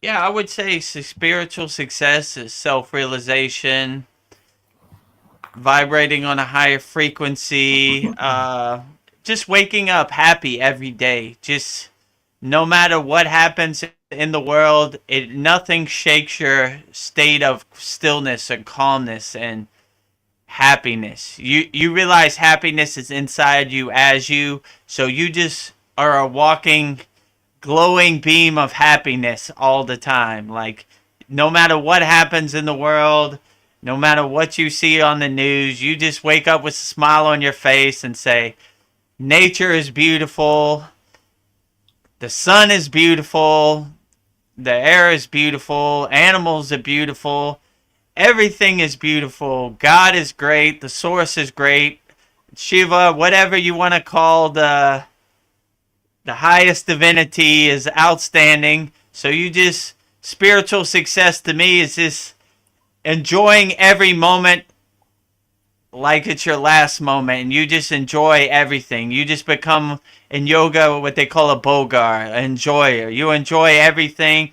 You say, look at these guys, look at these lights over New Jersey. It's pretty funny, but it doesn't affect me in the present moment. So it's a cool ghost story for the TV, like Iron Man flying through the sky. I'd never seen him, but it's a cool ghost story, but I can't verify it. So I live in the present moment, and I try to be as happy as I can in the present moment and not let any of these subconscious messages get under my skin. And I don't want to go down any of these rabbit holes. I want to cultivate and be the best yogi I could be in the present moment and stay as happy as possible and be a blissed out yogi as much as I can. Yeah. And not be in a state of fear. Be fearless. No fear, zero fear. They say be fearless every day as a yogi. No fear. Fear is almost like trash to me. Like, what is fear? I don't know no fear. What fear? What am I scared of? Life is so great. There's nothing to be scared of. I don't like, and I don't try to put my state in a state of fear. Like, the American news is like sticking my finger in a wall socket, like, can't do it. I can't watch horror movies no more. I don't want no fear around me. I want to stay in a state of fearlessness always, right? Like, so, and yeah, so you try to dissolve as much fear and laugh at their jokes because they're funny comedy shows, like, don't get dragged into it. Like I said before, oh, look, there's lights over New Jersey. I'm not scared about it. I'm more like, isn't that what we pay the government for? What do they take tax money? Yeah. They can't even tell us what lights are in the sky. Yeah. They're fools, Like, I don't know. I'm not the fool. They're fools, Like, they're, that just shows you, like, the people we're looking to for answers don't have no answers, right? Like, what are those lights in the sky over New Jersey? I don't know. Yeah, I don't know. Don't we pay you to know? No, gotta go. Like, what? So, like, don't look to fools for answers because they don't have no answers, right? So I don't look to any of that. I use my own intuition and my own higher self I listen to my soul. The American news or whatever, it's a bunch of ghost stories from faraway places that I can't verify in my present moment. So it's a cool ghost story if you ain't got nothing to do, but I wouldn't attach myself to it. I just get my popcorn and watch the movie like, look at that. Lights over New Jersey. No one knows. Ooh. Yeah. It's like Kramer coming through the door in Seinfeld, like, Jerry, like, oh, look at you, funny guy there. He's a funny guy, right? Oh, look at these lights. Government don't know, funny guys, It's so a mystery. You just get your popcorn and laugh at the comedy show. It's all a comedy show, and if it doesn't affect you in the present moment, it's like a tree falling in the woods. Oh, my AirPods just died. Yeah. Oh, it's early. Yeah, so I bet all the Canadians out there are very happy about Trudeau. Oh, yeah, I heard that. Wow. Also, I heard something about like the United States that Canada might become a part of the United States. That would be awesome. Yeah, I think Trump wants to. one big country. No need for a passport to cross the border. Yeah, I thought I heard somebody say that the Gulf of Mexico, Trump wanted to rename it the Gulf of America. I heard that too. Like, yeah. So we'll see what happens. What were you talking about? Go ahead. Oh, Trump wants to rename the Gulf of Mexico the Gulf of America. And and about the Trudeau resignation also, and possibly Canada becoming a part of the United States. So Trudeau is what they call the president of Canada, right? Minister. What do they call in Canada? Yeah, I think it's prime minister. And he doesn't want to be the prime minister no more, right? Right. Well, I tell you, I went to Montreal for a retreat a couple years ago, and it basically was America already. So in the airport, they have an international section to the right, and to the left, they have American. If you have an American passport, you go to the left. So I went to the left, and I thought it was like a regular airport, and they had America Customs in the middle of Canada. And they said, when they scanned my passport, they said, "Welcome to America." I said, "What? how can this be America? I'm in Canada. They said, you're in America. You're in America soil now. They had like a big Statue of Liberty and everything. And I was like, I'm in Canada. This isn't America. It's a different country. They said, nope, you're in America soil now. So they have some agreement. And when I flew back to America, Los Angeles, I flew into the domestic, not the international side and I was like, I guess I am in America. Wow. so they're pretty much America already. I mean, it looks like upstate New York or somewhere. They have Walmart and they have Northern American type of stuff. So I guess they are America already. Yeah.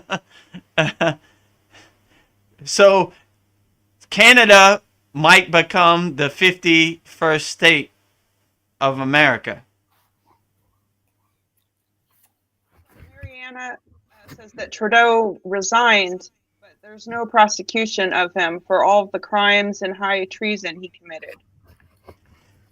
Yeah, well, that don't surprise me.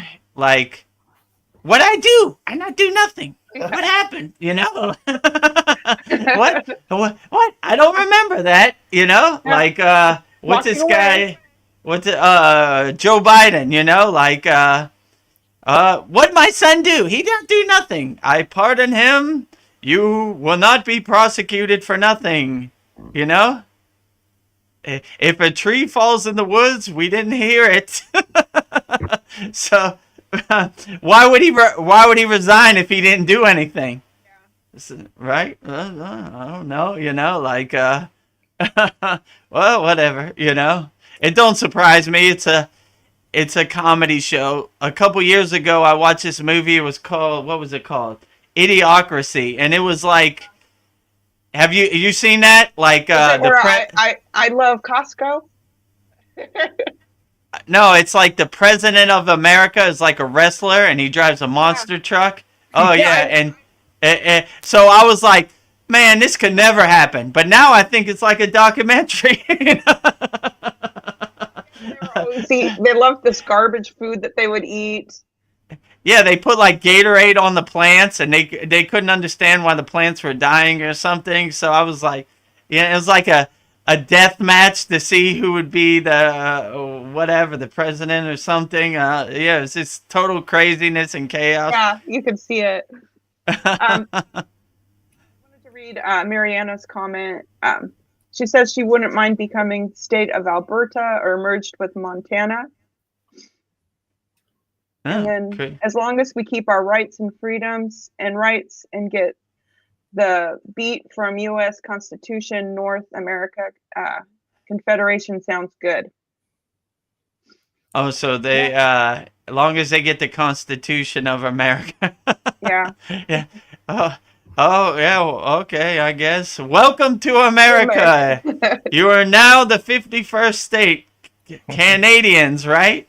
Americans, Canadians, Americans and Canadians uniting together as one. Okay, yeah. Like I said, when I went to Canada, it pretty much looked like New York City, like New York State to me. Like I was like, all right, well, I guess I am in America. Yeah, you're like, I thought it was here. But yeah, that kind of confused me. I was in the middle of Montreal airport, and they were like, "Welcome to America," and I was like, "How?" Like, and they had like it was like LAX. It was like all the American restaurants where I was like in LAX. I was like, how did I just get to America? I'm still in Canada, but yeah, I was like there with Homeland Security. They're like, "Sir, you're in America now," and I was like, "No, I'm in Canada." And they were like, "Sir, you're in America." I'm like, "I'm in Canada." They were like, "No, you're on American soil now. See me, American customs and a flag, and look at the Statue of Liberty there." And I'm like, "Really? Okay." You're like, okay, I'll just go with it.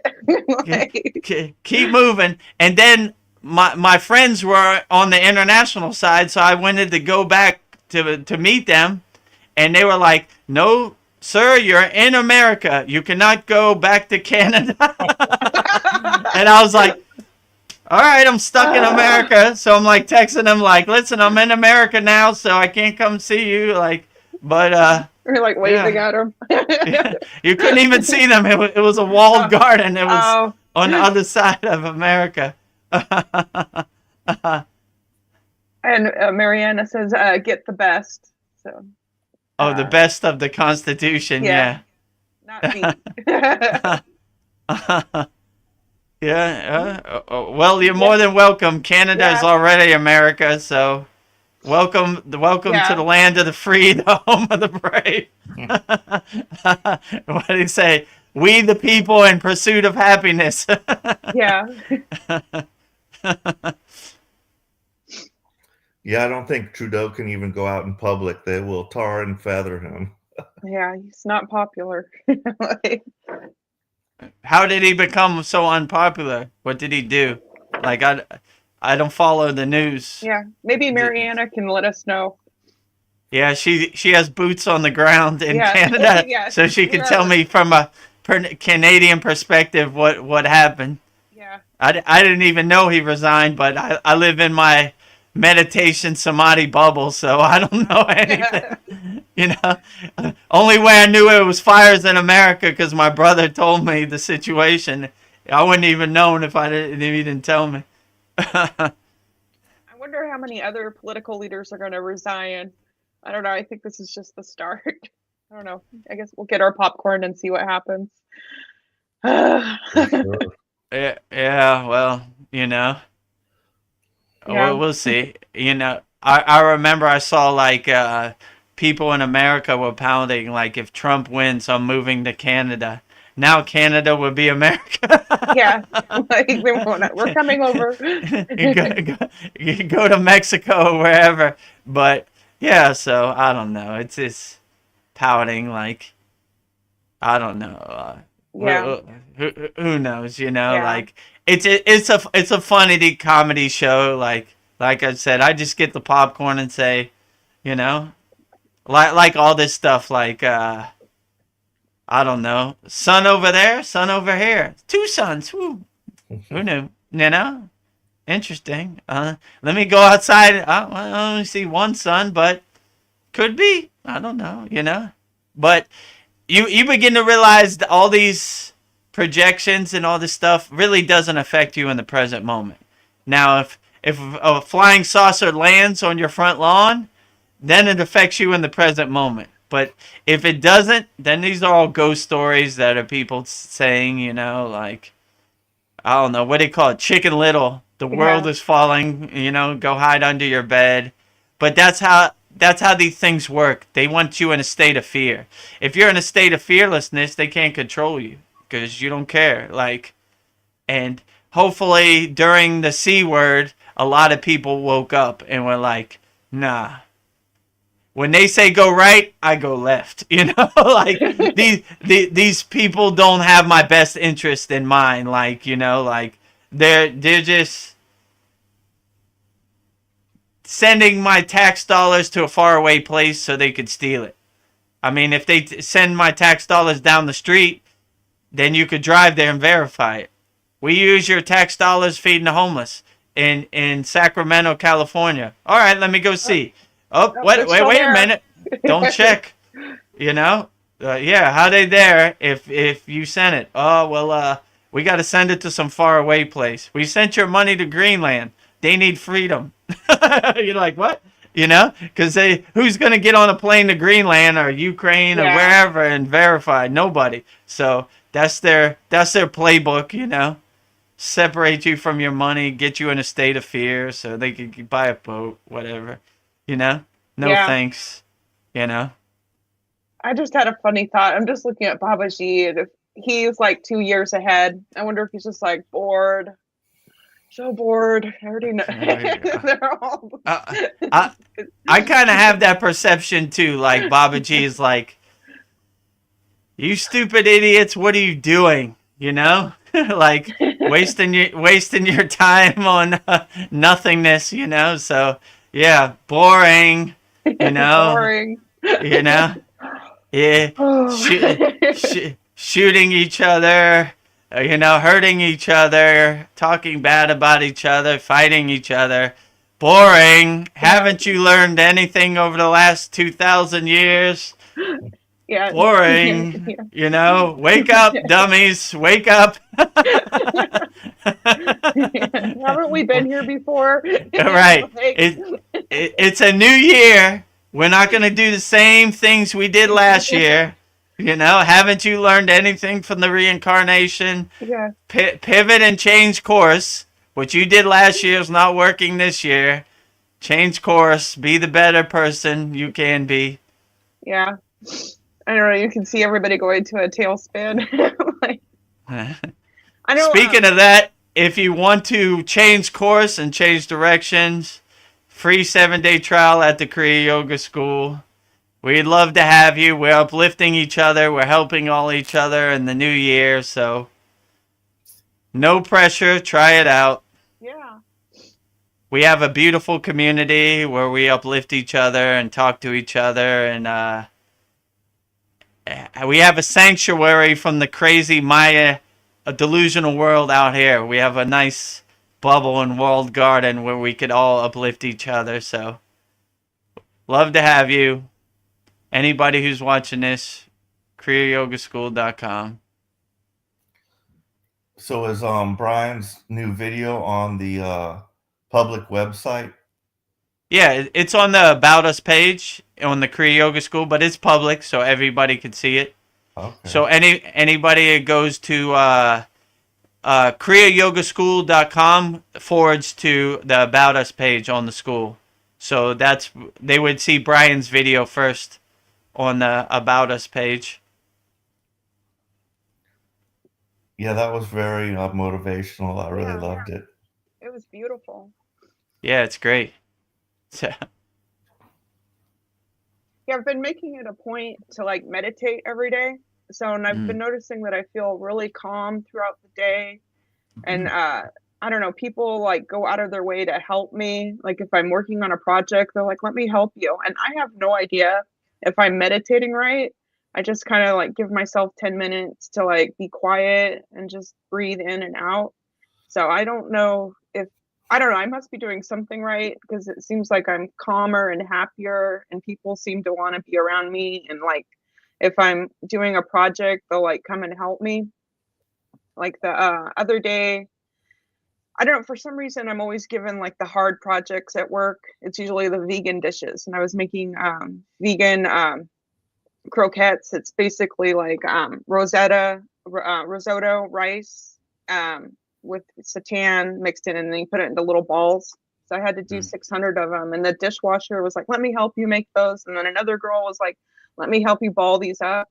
But it's like people are going out of their way to help me, and it's only just because I've been meditating every day. So I'm just wondering, like, maybe my energy's changed and people like want to help me or be around me. But I thought that was interesting, just by like spending 10 minutes every morning and just like putting myself into a calm state. So I don't know if that's, I don't know. I thought it was kind of crazy how that works out. Yeah, I do Yes. that. Go ahead, Paul. Yeah, I do that as well. My morning sadhana. And usually it's at least 30 minutes, maybe more, depending on if I'm rushed that day or not. But and how early I get up. But I would like to get up earlier. To start getting up earlier and going to bed a little earlier. But like it reflected in my day today. Like today, I was a pincushion. I had to get a shot in my eye. Then after that, I had to go to the VA medical center to get blood drawn for physical. And but I was still in a good mood. And like I enjoy interacting with the people and just just being around people and chatting with the nurses and the doctor. And so yeah, there's a huge wait for the to get your blood drawn, because there's no appointment. You just show up. There's millions of people there. And I'm also I've been trying to get a new drug for my eye, and they've been like giving me a lot of problems with that. So they have an advocate there that if you have problems, you go to the advocate, and they try to, you know, put an expedite on your case. So I was able to just go over there, like check myself into the blood drawing. Then I went to the advocate. But, you know, in my mind, when I do that, because I have a number, you know, and if they call my number and I'm not there, that stresses me out. I'm like, but the guy said, you know, it's probably a long wait, so you probably have time. But I was still kind of a little stressed out, but I'm like, no, I'm not going to let this stress me out, you know. Even if I do miss it, I'll just get back in line. I'll have to be here longer, but no problem.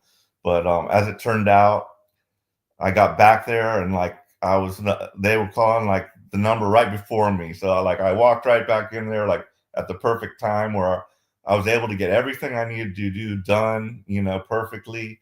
And I didn't have to just sit there waiting for a long time. So like that worked out very nicely.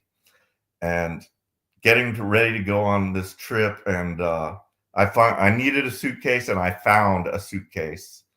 And my next door neighbor, you know, had thrown one out, and it was perfectly fine. There was nothing wrong with it. And I'm like, oh, I think I see all these things as signs. They're like, oh, you need a vacation here. You know, here's a suitcase for you. You know, that's like a blessing. You know, like a positive sign. And weirdly, that happened to me before on my previous trip. I found another suitcase. So yeah, it just everything went perfectly, you know, and you know, the shots aren't as bad as it sounds. You get used to it. So just take everything in stride. Yeah, that's cool. Yeah, the suitcases are expensive. That's nice that they were just given to you. Yeah. And you think that's because you've been doing your Kriya yoga practice and meditating every day, that like things are just happening for you? Yeah, I think that definitely helps, especially just being in an upbeat mood and just taking, you know, everything in stride. You know, okay, you know, they're not approving me, but I'm not going to get mad. Like, you know, I think the lady was even telling me, you know, people get super mad and pissed off at the system, you know, and they take it out on that person that's there at the desk trying to help them. You know, they're like, you know, but you know, that's just a person trying to do their job. It does no good to yell at them. It like does not achieve, and you know, it just makes them not want to help you, basically. You know, so yeah, so I had a good experience.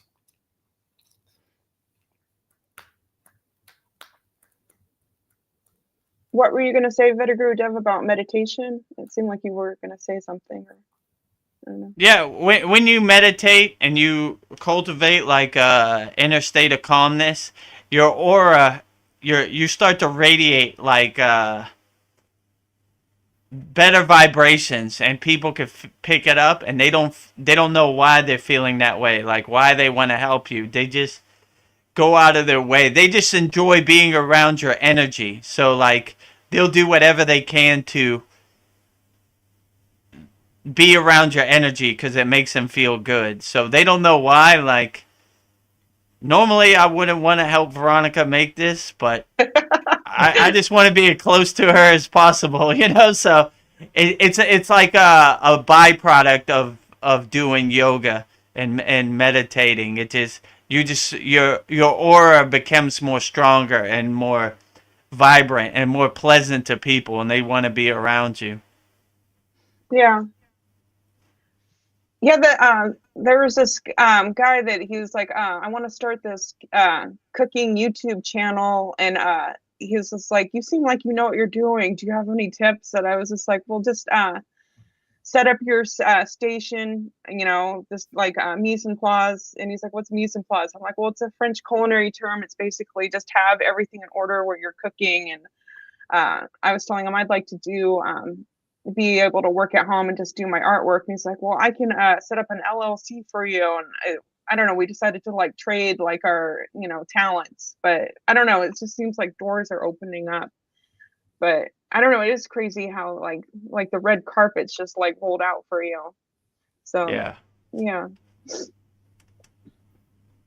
Every day's a new adventure. Every day's a new adventure. I wake Yeah. up every day like, how's Babaji gonna surprise me today? Yeah. You know? Yeah, get There's out of bed. always something. Yeah. I don't know. It's so easy to like be, that state of fear and like just give up. But I don't know. I feel like I'm just braver and just like, well, what's the worst that's going to happen? Just like face the day and just see what happens. So, Yeah.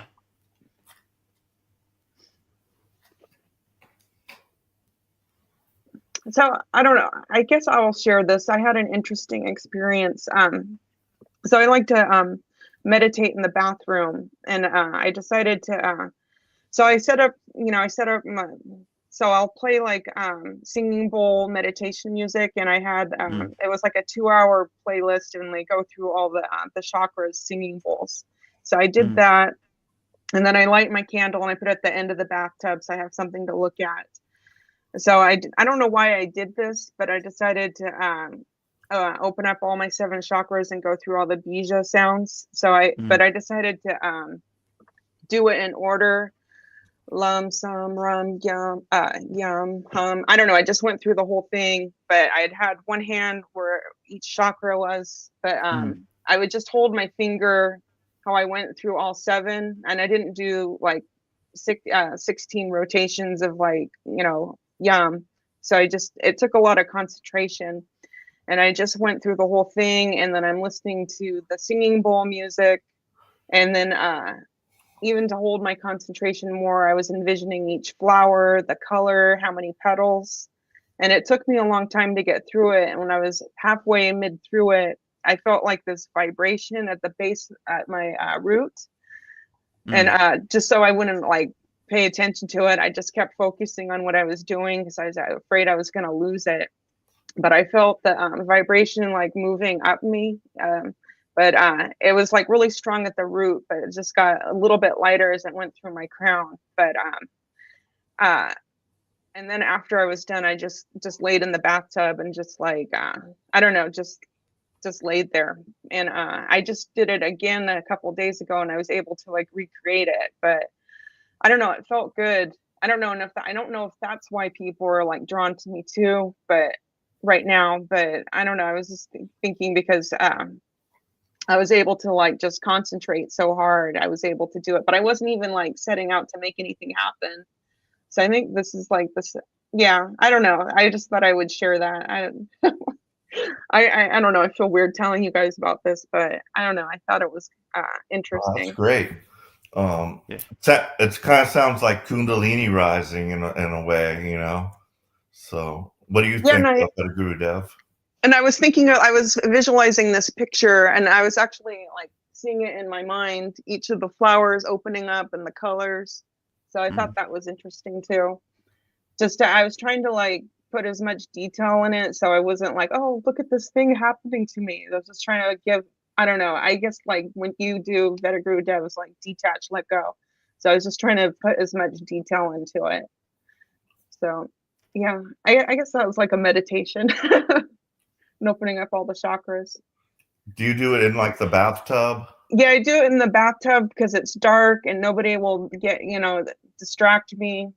And I don't know, I feel like water holds memory, so it's like water works well with me. So that's what, I don't know, seems to work well when I do my meditation. But then I get up early at 3:00 in the morning and I'll meditate when nobody's up too. So well, that's the best time. Yeah. But yeah, I also do it in the bathtub. Whenever I'm taking a bath, I'll meditate. Yeah, I have music. It might be like solfeggio tones or something like that, you know, different frequencies or chanting, and I'll listen to that and just nice warm water and candle lit, you know, and just it's a great atmosphere to meditate in. Yeah, and I thought maybe it was the singing bowl music that was making the vibration in the water, but it was like inside. It was inside of me. I felt like the vibration, like the base, the root just moving up, and it was like really gentle. So I don't know. What does it feel like, Veda Guru Dev, when you open up your chakras? Does that sound like what it feels like for you, or?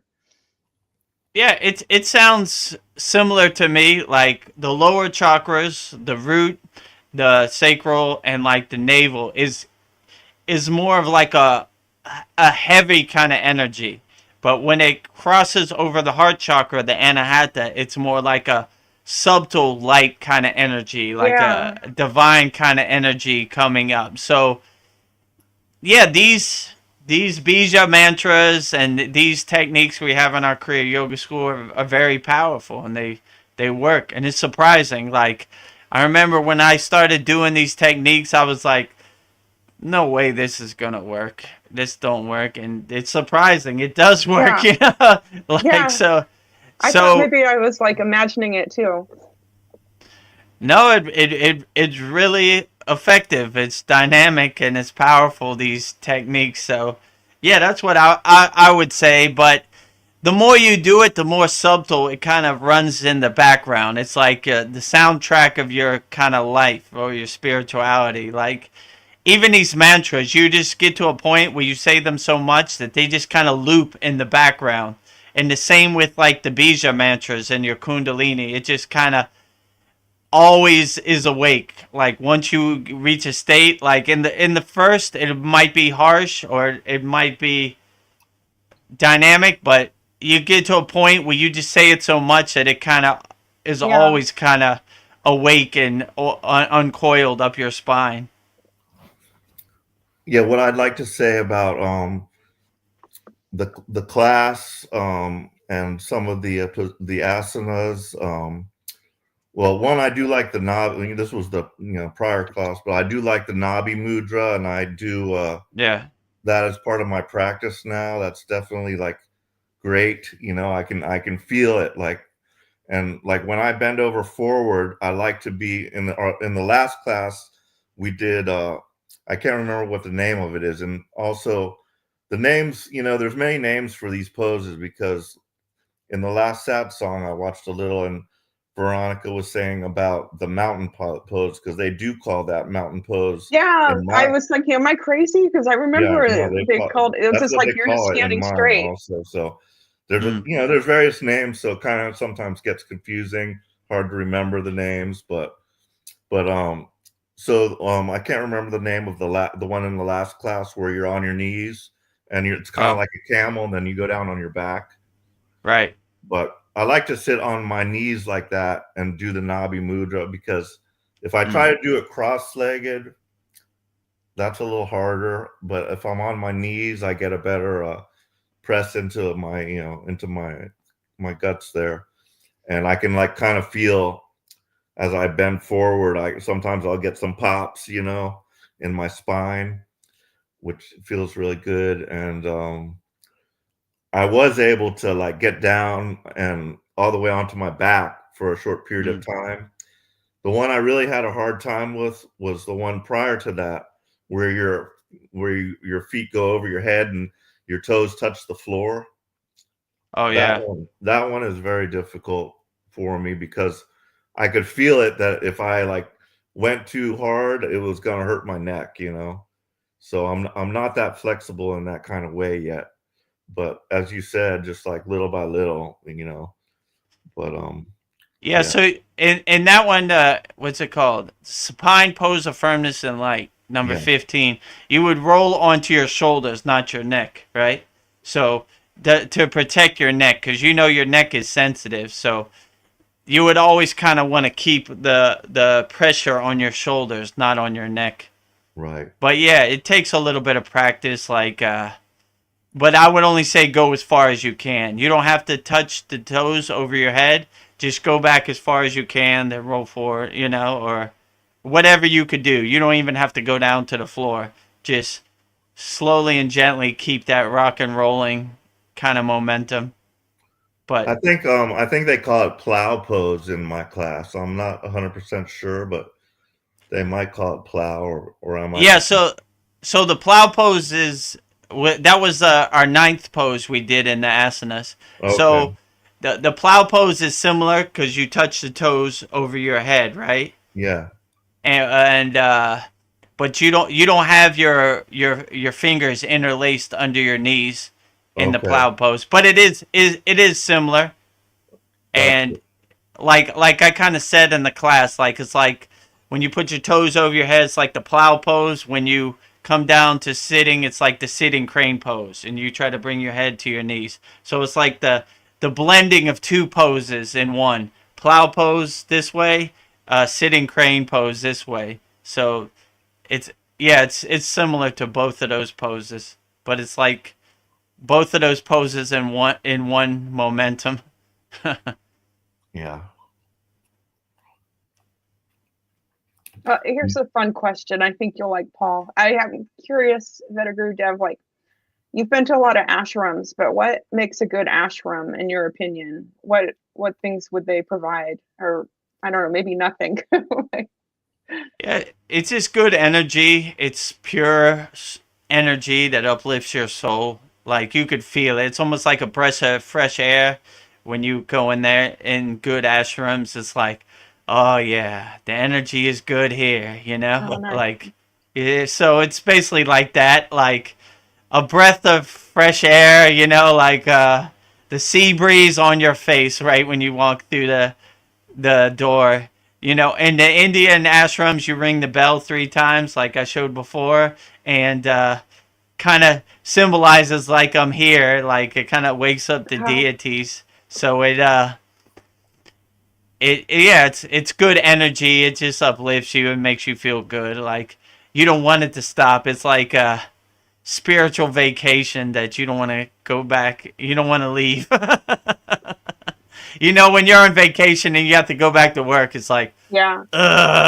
you know? So it's like this, like when you're in the ashram, you feel good energy and you just want to stay there forever. So, and most of these ashrams have, like let's say in India, millions of people have said like the mantras and Om. So it's kind of almost vibrating with Om before you even reach there. So it's like a 24 hours a day Om vibration before you even reach the ashram, and then it's even more when you get to the ashram or the temple.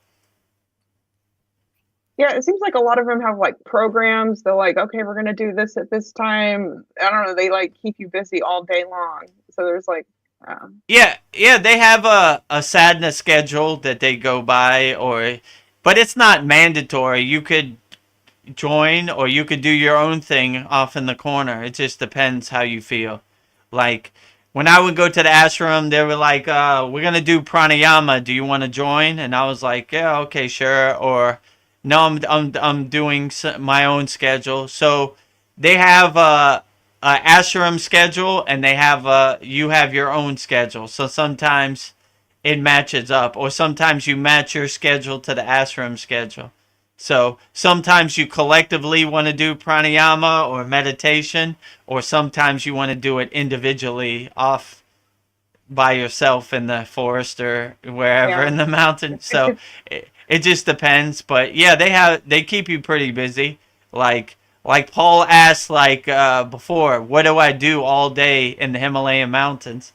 And my guru would say, what don't we do? So we pretty much have a full schedule, sun up to sundown. You know, we're doing our sadhana all day long, mantra japa, bhakti, you know, pranayama. So the yeah. day goes by pretty fast. It's a pretty full schedule.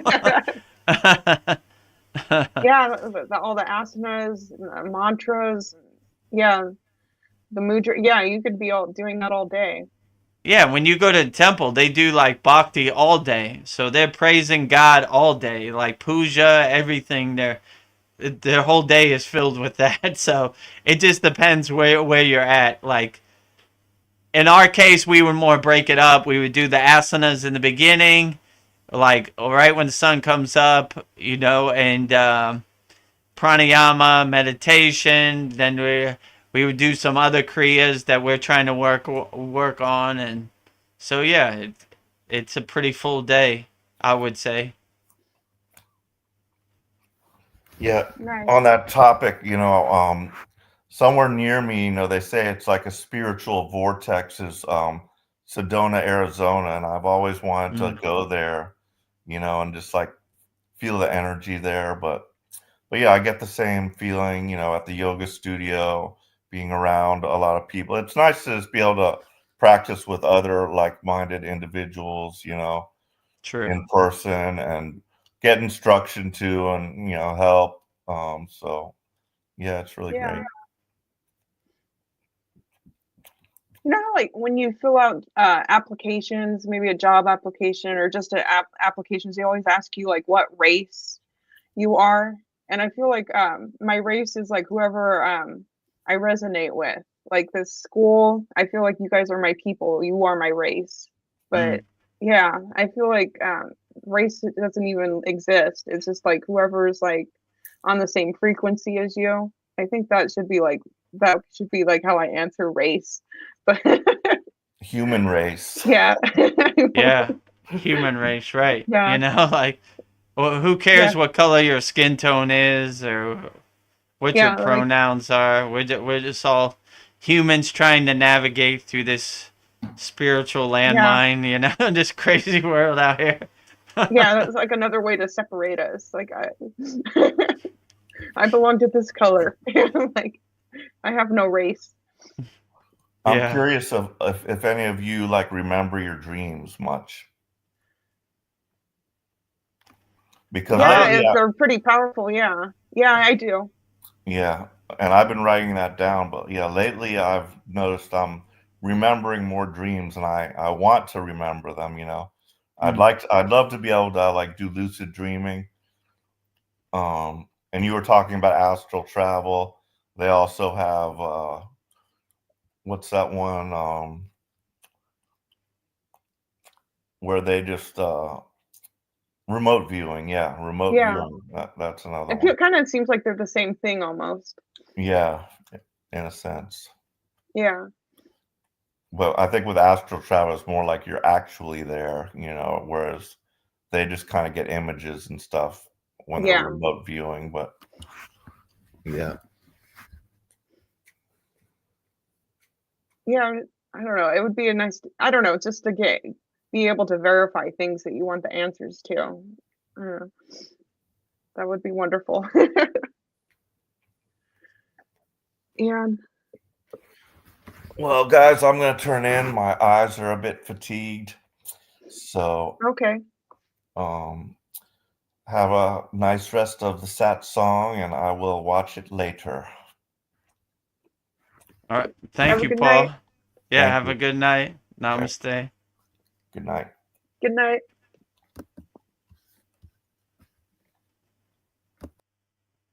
Well, because besides the Cavagim shield, are there any other protection mantras you can do? Yeah, hold on. Yeah, so I mean, I could show you in the class because Okay, I yeah, don't know you don't have to who's do it got, here.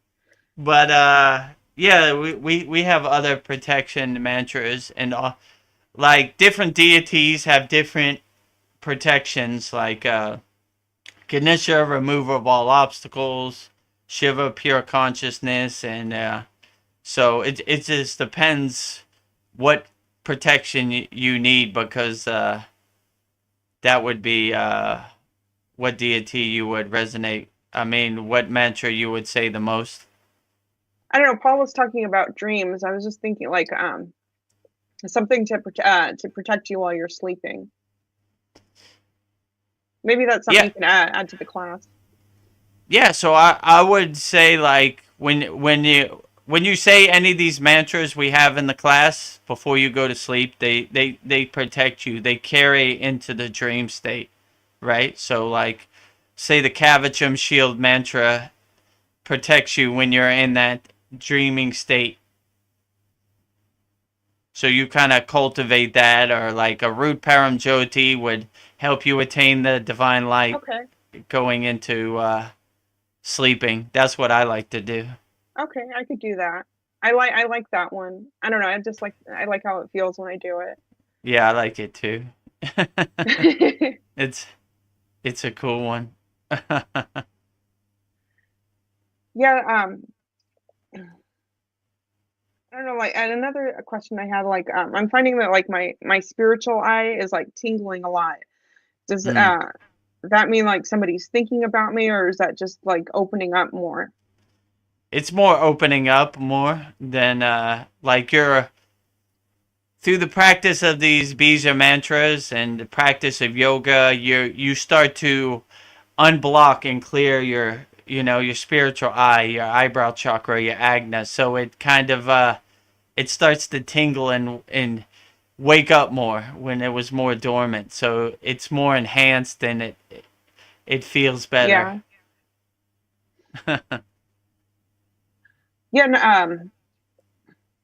I don't know now, like on the Kriya Yoga school, you have like everything grouped into like the asanas, the mantras, and the mudras. So I don't know. This took me a while to do, but I just did like all the things that have to open up, like opening up your seven chakras, Mm, the rainbow bridge meditation. I forget the mm. name of it. It's where you stretch out your tongue, but then you push it Oh, up. So it's like it's called Tabalabia Kriya, which yeah, Tabalabia stretches out your tongue so you can curl it back in K Cherry Mudra and uh, pranayama, Kriya Kundalini pranayama. So yeah. this is the way the yogis do their pranayama. I don't know. I'll do that at work when I don't know. There's nothing going on and I'm bored. So I don't know if that's something I've used. I don't know in the Tratak. Like I don't know. I'm finding like creative ways to like do it at work where nobody knows what I'm doing. But I do that. Did that. Um, Opening up the seven. And the one where after the seven chakras where you do put your Oh, ears. Yeah. Shanmukhi Mudra, Yeah. closing the seven gates. Yeah, yeah, yeah. Oh, and then the sun worship one. So that one, Yes. that doing that group of them. So I'm like hitting all of them. The sanas, the pranayama. I don't know, the meditation, the mudra. What else? Yeah. I don't know. I did all of them. So I don't know. That was really powerful. I was thinking I might share that in class, but you kind of can make like your own like playlist of how you want to do it, pick and choose. But I thought I don't know. Do you do that too? Kind of like Yeah, so I have my daily sadhana routine, which I basically same thing. I pick the ones that enhance me the most yeah, and make my own Kriya playlist, of what I yeah. I don't do. know what. So sometimes I have a long playlist, sometimes I have a short playlist. Like, okay, like I gotta do some stuff today, so I'll just do these. Or I don't have nothing to do today, so I'll go all the way with them all. So Yeah, it just depends. But yeah, that's basically what the Kriya Yoga School is. Here's all the techniques. Whichever ones make you feel the best, put them on your playlist and cultivate them every day. And if you need more, just go back to the classroom in the school and get more for your playlist. yeah, Take a song off, add a song, something like that. Cultivate your playlist and figure out what techniques work the best for you. yeah. Now that there's more of them, it's yeah, you have more options to choose from. You can like yeah, pick and choose and like I don't know. Yeah, I think that's pretty cool. So I don't just have one thing I could do. I could do many different things. Yeah, you could do a lot So of different things. yeah. What else did I want to see? Um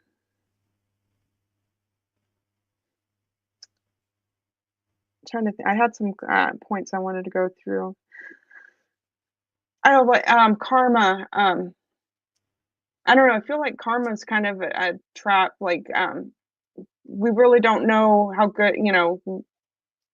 I feel like I need to shut the door.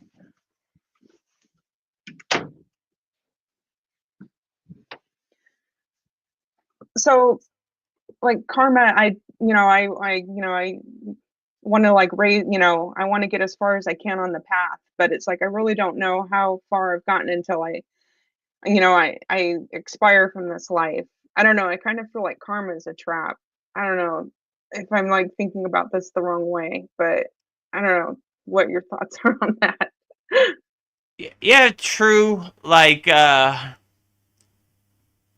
they say by doing your sadhana, your yogic practice, you're burning your karma anyway. So, like, it's not something I really think about too much. I do my Yeah. sadhana, my practice, and everything kind of takes care of itself. So, like, it, if you make it a trap, it will be a trap. But if you Yeah. don't look at it like that, like, I'm just gonna exhaust as much of this trash in my landfill as I can. I'm gonna burn as much of it up as I can. You know, through these practices, we're burning it. Through the yagna, we're burning it. So, like, we're it's is some way to cultivate your spiritual sadhana, but it's not like you don't really think about it too much. It's kind of Yeah. a byproduct of just doing your sadhana. You're just kind of going through your sadhana and indirectly burning up as much karma as possible. But it's not like today I'm gonna burn this much karma Yeah. in my practice, you know. So Like, it kind of doesn't work that way. It's kind of a byproduct of the sadhana you do. It just kind of yeah. burns off itself, you know. So that's Oh, the that way I does. look at it. I don't know. That does motivate me to like get, do the practice and go as far as I can. I guess I was thinking like I don't know how I stack up till I get to that point, and it's kind of. But maybe I just don't need to think about it. Just you know, just Yeah, I wouldn't think about it too much. I would just do the practice. You know, it makes you feel good. It uplifts you, and what are the byproducts and benefits that come from doing this Kriya Yoga Sadhana? Those are yeah, beautiful bonuses, but you know, that's not the end goal. You kind of uplift your soul, raise your vibration, you know, become self-aware, you're self-realized, and just realize the oneness, you know, no duality, oneness. So do you think here's another thought, like everybody that's drawn to Kriya yoga, were they probably like a yogi in their past life and we're just like continuing on with where we left off? I mean, could be. It's kind of a mixed grab bag, if you know what I'm Yeah. saying. Like, there's some people that just want to be the best person they could be in 2025, and there's some people that may, in past incarnation, had a resonance with Kriya Yoga. So it's hard to tell, Yeah. but it's basically for everybody. Like, even if you were on the path before or you weren't, it really doesn't matter because it can help you right now in the present moment. So I kind of recommend Kriya Yoga for everybody, and especially since the world is getting more and more crazier. Yeah. You definitely need something to clear out the mental clutter, the monkey mind, all that, because it's a true war zone out there. So get your mind right before you go outside the house. And these techniques really help that and help get you on the spiritual path lightning fast, if you know what I'm saying. Like, it helps get you there quicker, I would Yeah. say, than regular spiritual. And there's really kind of no fat in our Kriya Yoga school. It's like, all right, all these other people are talking about the stories. Babaji did this, Yogananda did this, Lahiri Messiah did this. We're like, Kriya means action yogi, so we get to the action. These are the techniques that we do. You have any questions? Feel free to ask me. I want to make sure you understand this wholeheartedly, and I want you to be the best person you could be. So I don't want to talk about the stories behind it or why this, why that. Here's the technique. Be the best Kriya yogi you could be. You know? Yeah. Yeah, I was thinking today what Kriya yoga feels like when I'm doing it. I feel like it's like going to the gym, but it's for your soul, and you're Mm. like putting the work in. So yeah, I think that was how I would describe like Kriya yoga, because you're not listening, you're doing the work, you're doing the action. So I feel like it's like going to the gym, but it's for your soul. So Yeah, I would say that's accurate. Like, Kriya Yoga is the gym for your soul. It's uplifting your soul. It's clearing out the boxes in front of your blockages in front of your soul, and letting your soul shine and be the best soul it can be. So it's Yeah. strengthening your soul, enhancing your soul, cultivating your soul, letting your soul be the best soul it could be. So, and all these Kriya yogic practices are spiritual practices. Even asanas are spiritual practices if you do it the right way. So it's like a meditative kind of practice. You're breathing into the posture. You're breathing into the stretch. You're cultivating a state of calmness. Even if you're in advanced posture, you're keeping a calm state of mind. You're not panicking. So they're all kind of lessons, and they all kind of stack on top of each other. Asana, then the pranayama stacks on top of the asana, then the dhyana meditation stacks on top of the pranayama, then the mantra japa stacks on top of the meditation, and then the bhakti stacks on top of them all. So you're like stacking it up kind of the more you do. So they all enhance each other, and they all kind of fit together like pieces of the puzzle when done right. So, and like you say, the way we do asanas isn't how you would do it in a traditional yoga studio. We do stretch, then we relax, shavasana. Yeah. Stretch, posture, relax in shavasana. So like it's more of a comfort and relaxation process than a painful hurtful process, struggling process. So like I say, pain blocks the flow of prana. So you always kind of want your prana to flow. If you're in a state of hurt, you're not going to enjoy the process of doing the asana. So you want to be in a comfortable kind of state. So that's why I always just go to a comfortable state, and if you feel pain, just come back down. There's no reason to hurt yourself. You don't have nothing to prove or no judgment here at all, So Yeah. So like the asanas, like some of them are hard. Would it be good to like, I don't know if you do this, like do you do any like other, like going to the gym, lifting weights, or like running, or do you do any other exercise besides the asana to like help you like do these? I guess a little bit, like but not really too much. Like I don't go to the gym or any of that stuff. Like I have like an exercise bike. Maybe I'll ride it while I listen to a podcast or something, or but not really too much. Maybe I should stretch a little more, because some of the videos I just went into it and I was like, oh, maybe I shouldn't have.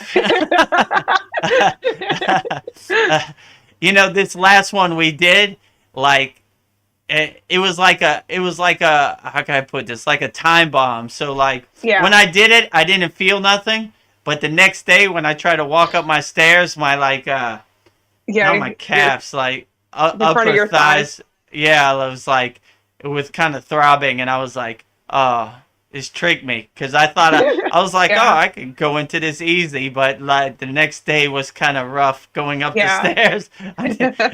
I needed some assistance. I was like, oh man, like that got me. But yeah, so yeah, at this point I don't really do too much stretching, but I probably should. It's a good idea to stretch out, but like if you do like the sitting asanas, the warm-up exercise, rock the baby, right and left, knee up, knee down, this type of stuff really helps loosen up your hips and your knees and everything to go into these asanas.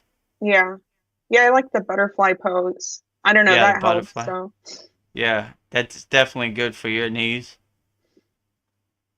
So is there anything you do to like clear your mind before you meditate? Do you have like any tips, or do you just I don't know, you're so far advanced you probably don't need to do anything? At this point I don't really do it, but I would suggest doing Sudi, which is basically detached letting go. Like a thought comes into your mind, just let it go. Witness it, let it go. Like, Yeah. don't try to attach to any thought. Just kind of see it as clouds passing in the sky. Just, like water under the bridge, like just keep doing that sooty till you get to a state where you're clear, where you don't have any thoughts, and then you go into meditation. So you're kind of taking out the trash before you clean this kitchen, if you know what I'm saying. Yeah. So once the kitchen is clean, now you can start to cook. But like with all this trash around, it's gonna be hard to cook because it's gonna take too much time. So you're kind of clearing out the thoughts that come in your mind, like I don't know, if a thought comes into your mind, what am I going to eat for dinner? Just detach and let it go. Detach, let go, detach, let go. What are these lights over New Yeah. Jersey? Detach, let go. Detach, let go. Why are there fires in California? Detach, let go. Yeah, let it Detach, go. Let it go. let it go. Anything else? Nothing? Clear? Okay, meditate now, right? Sometimes you'll have one thought like, I got it, Okay, what do you want? Detach, let go. What do you think about Kim Kardashian? Nothing. Detach, let go. Detach, let go. Detach, let go. Detach. Clear. Okay. Now I can have a dynamic meditation because I have no thoughts in my mind right now. Yeah. And it's a clear kind of alignment and connection to meditation. And these is when you have when you took out all the trash, you don't have any trash, then you can have a clean house, if you know what I'm saying. That's interesting because people want to hold on to that stuff like it's like a talking point. But just let it, it's garbage. Just let it go. It doesn't So, serve you in the present yeah. moment. It doesn't serve you in your meditation. So yeah, just detach and let it go. Yeah. So if you become truly enlightened, wouldn't you like see everybody as enlightened? That you would see like everybody has a spark in them? Yeah.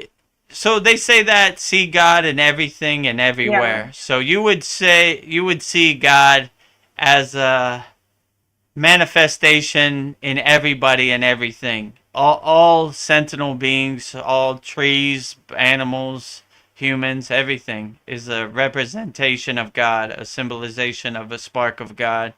So I would say, yeah, the more you meditate, the more you raise your vibrations, the more you feel that connectedness, that everybody is a spark of God. So you're a spark of God and I'm a spark of God, but are we like different expressions or but then we say that we're all one, or are we the same, or are we just different expressions of God? Let's say different expressions of God, but like different. We're all at different levels on our spiritual path, and we all have our own experiences. Okay. So it's a expression of God, but in a different kind of way. Okay. Not meaning better or worse, all the same, just different, all equal. Yeah. I was thinking like if you do the Kriya yoga practice and you're like really, serious about it and you really do it, is that a way to like find out who you truly are? You'll get down to the essence of who you are eventually. True, absolutely. Yeah. So I would definitely say like these practices of Kriya Yoga really help you realize your inner self, your true self. Like that's pretty much the ultimate goal of Kriya Yoga. Realizing yourself, becoming self-realized,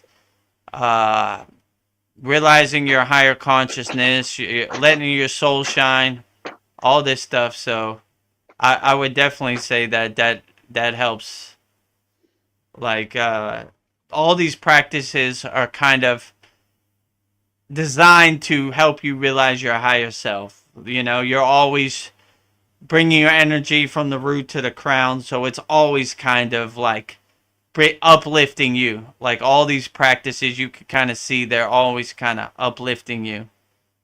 So that's what I would say. But they're definitely designed to help you realize your higher self. Yeah. My guru would say Kriya Yoga is the lightning path to self-realization, you know.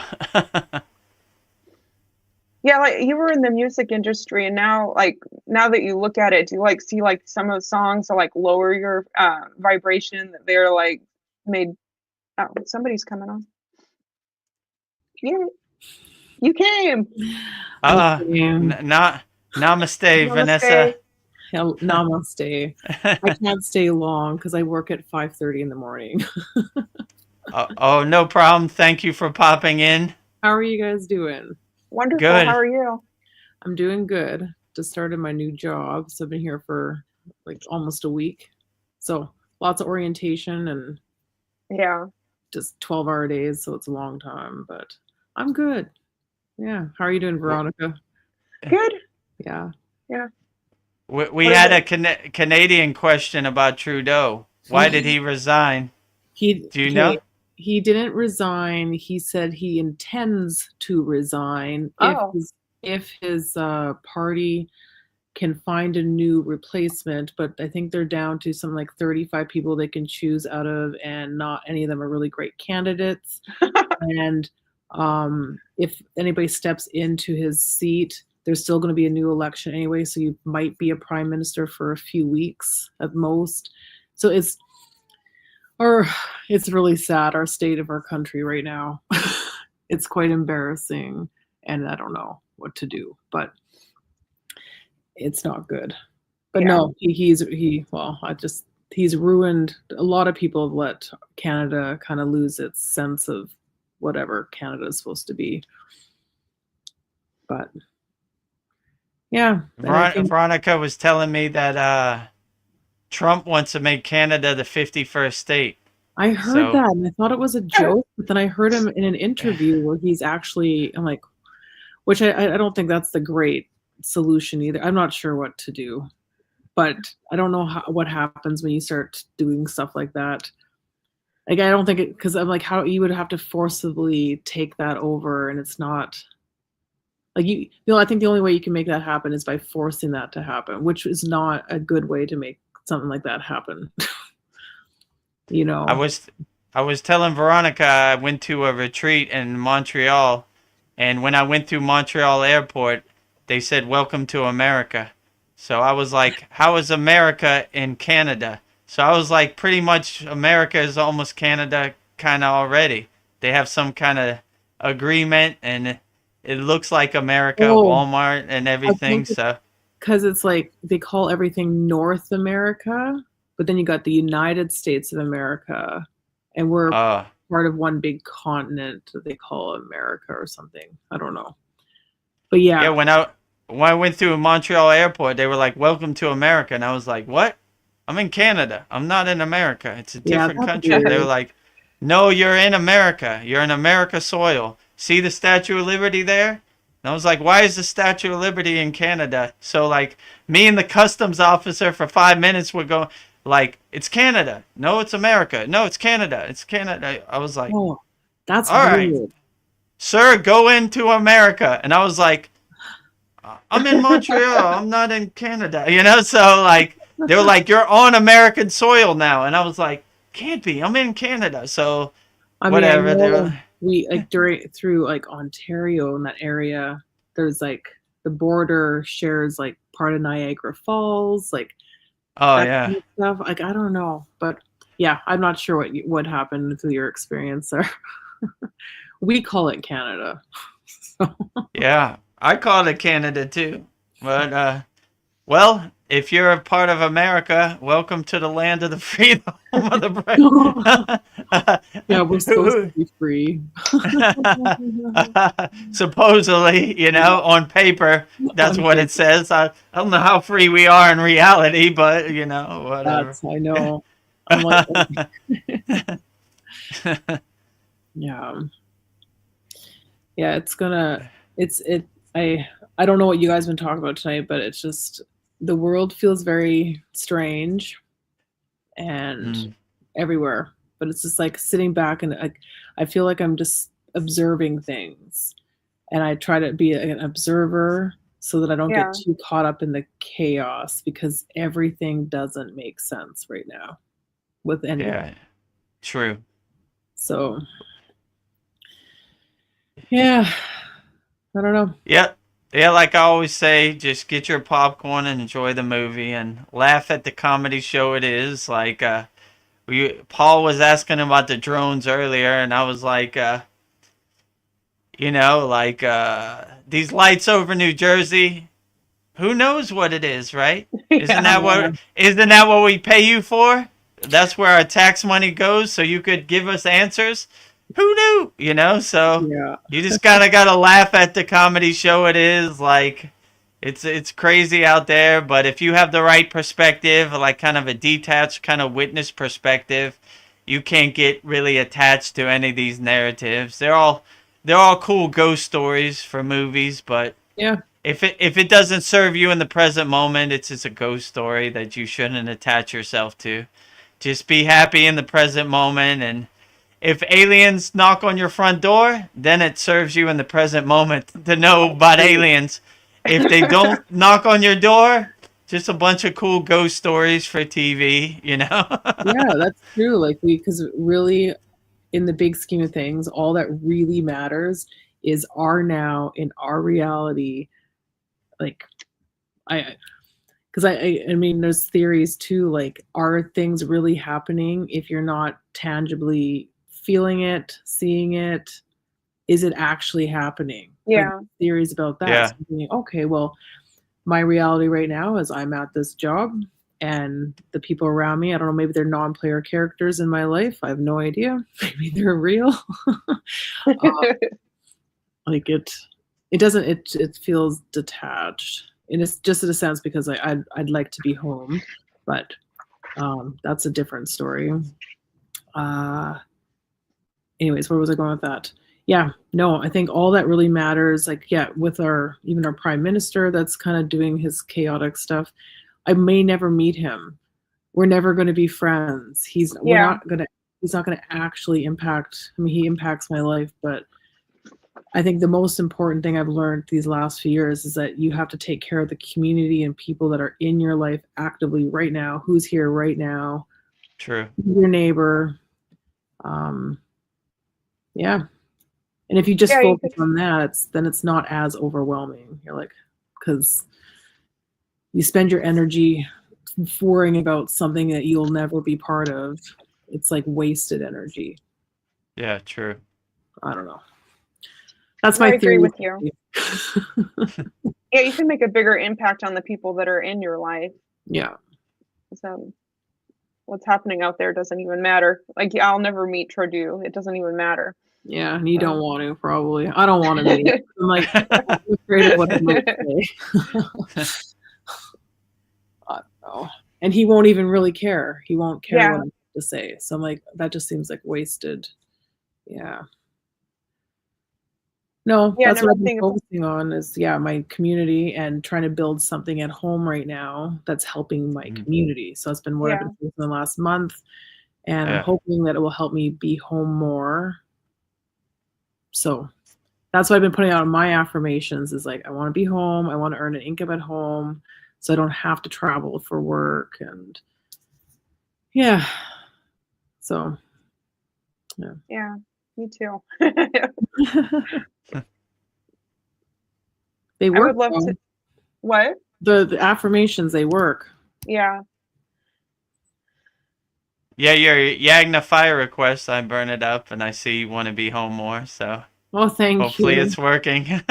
It is slowly working. I think.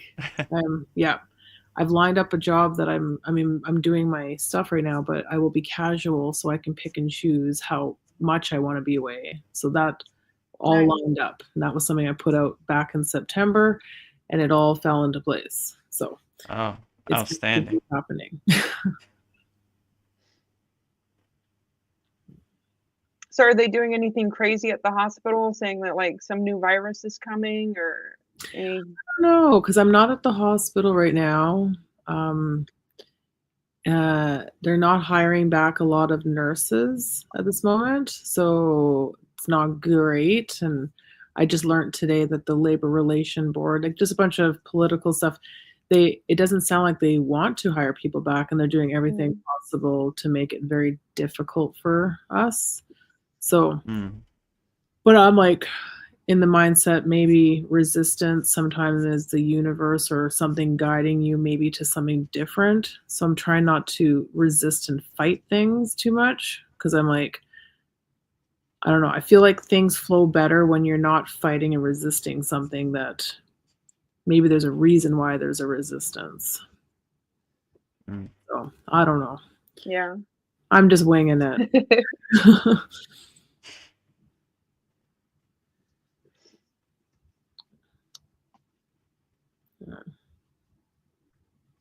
Oh, what I was asking before is like, do you feel like music, Vedaguru Dev, is like a way that, like, is a way to like lower people's frequency? I mean, if you're on that lower frequency, it maybe can affect you Okay. subliminally or subconsciously. But like in my case, all the inner work I've done, it's kind of my shield is up and it doesn't affect me. Like Yeah. no real lower frequencies can affect my higher frequencies. Like when you go to heaven, you don't, when you ascend to a higher level, you don't want to go roll in the mud with the pigs, if you know what I'm saying. So like it doesn't resonate with you anymore the way it would before you raise your frequency. Like it's almost like a horror movie or trash. Like not for me, you know. Yeah. Like so, and I feel that way about like movies or like the news. I just like Yeah, I before don't you like this. before somebody said it today, I didn't even know Trudeau resigned or whatever. I had no clue what was going on. I didn't know there were fires in California till somebody told me about it. I just live in my own little bubble, and my happy place is very beautiful. So I go there and will close my eyes, and I don't really, you know, because you kind of realize the outside world, you can't really control it, what happens, Yeah. or it's just a good movie to watch from a distance as a detached witness. So that's kind of how I look at it. Like, you know, like Yeah, what I don't need to know about this. what are these crazy monkeys doing today? Yeah. You know, they still throwing poop on each other. I guess they are. Well, some things don't change, you know. Oh. So yeah, that's kind of how I look at the music industry. Like, what are these crazy dudes doing? Yeah. You know, what are they Garbage. talking about? Yeah, it doesn't really resonate with me. So the music I listen to are like mantras and devotional songs, you know. Yeah. So people think I'm listening to music. I've listened to that very little. What I listen to, uplifting music, you know. I like hearing people singing mantras and this type of stuff. So I was curious, like when you got on this path, did it take your family a long time to accept it? Like your parents and your brother? I don't know if they still accept it. Oh, they're still. I mean, they yeah, I don't know, but it's kind of between me and God, you know, like if people accept it or not, that's their problem. It's not my problem. So I just kind of do what I do to help me, what helps me be the happiest and what helps uplift my soul and free my soul. That's what I do. And if you want to come along for the ride, great. If you don't understand it, that's great too. It's not for everybody. It's not Yeah. really meant for other people to understand it anyway. It's between me and my soul, and you know, I'm gonna do my inner work, and if you accept it, cool. If you don't, that's okay too, you know. So that's Yeah. that's kind of the way I look at it. Like, I'm committed to doing the inner work, and if you don't accept it, and if it doesn't come in line with your spiritual ideas, that's okay too, you know. We all Yeah. have our different paths, so Yeah. you know, so I mean, I'm sure my mother would appreciate it if I went to Christian church every Sunday and all that, but that's just not my path. But if it helps uplift you, God bless you, you know? Why Yeah. not, you know? Like, I'm not trying to tell anybody who God is or anything. I'm just, these are the techniques that help me. If they could help you be a better person, absolutely. Mission accomplished, you know? So I'm just trying to help as many people with Kriya Yoga as Kriya Yoga's helped me. So Yeah. that's kind of the way I look at it. I don't know. You've been on this path for a while. I was just curious if maybe like they ask you questions and want to know more about it, but maybe they don't. No, not really, but sort of, you know, like indirectly, like basic questions, but not like in depth. Like Yeah. they don't. My mother doesn't wear all white and praise Babaji the same way I do. So she has her own spiritual path, which is great. You know, Yeah. I appreciate it. You know, I'm not trying to tell anybody what's right or wrong. Just do what helps you the best and uplifts your soul. And if you're helping people and not trying to harm people, then it's beautiful also. My guru used to say there are many paths to the mountaintop. There's no real right or wrong path, as long as you get to the mountaintop. So if you get to the top of the mountain by other spiritual traditions, that's perfectly fine too. Just do what resonates and works best for you. That's the best path. It's like babies that learn how to crawl, and then some of them, they crawl on their bums and scoot on their bums, but they Yeah. all end up walking eventually. Yeah, we'll get there somehow. Yeah, we all get there somehow. So if you scoot on your bum or you walk, it's still walking, you know.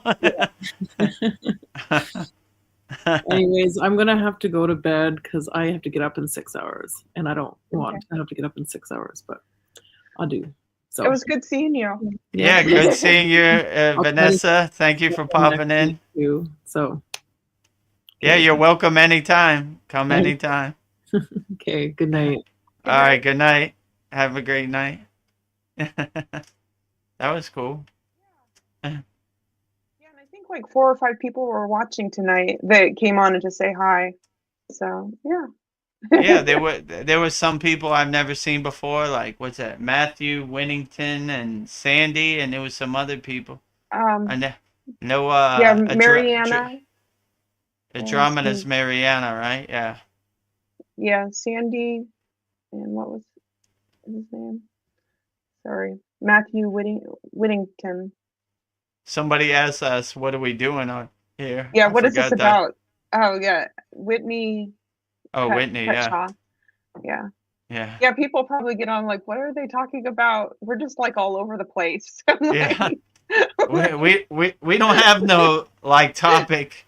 We just let it flow. It's kind of like a hangout, like a like a gathering. You just talk about whatever, like a spiritual kind of sanctuary where you could just talk about whatever you want with like-minded people, community, so all that. Yeah, we're just having a conversation. Yeah. Well, yeah, I always just kind of think of this like a Joe Rogan. We're just talking. We'll just see where the conversation goes. Yeah. So if you ever watch Joe Rogan, he talks about everything: comedy, MMA, fighting, science, spiritual science, and everything. I don't know, everything. I mean, I don't. Yeah. There's all kinds of. He's all over the place. You know, there's no one thing you could say he talks about. It's a little bit of everything.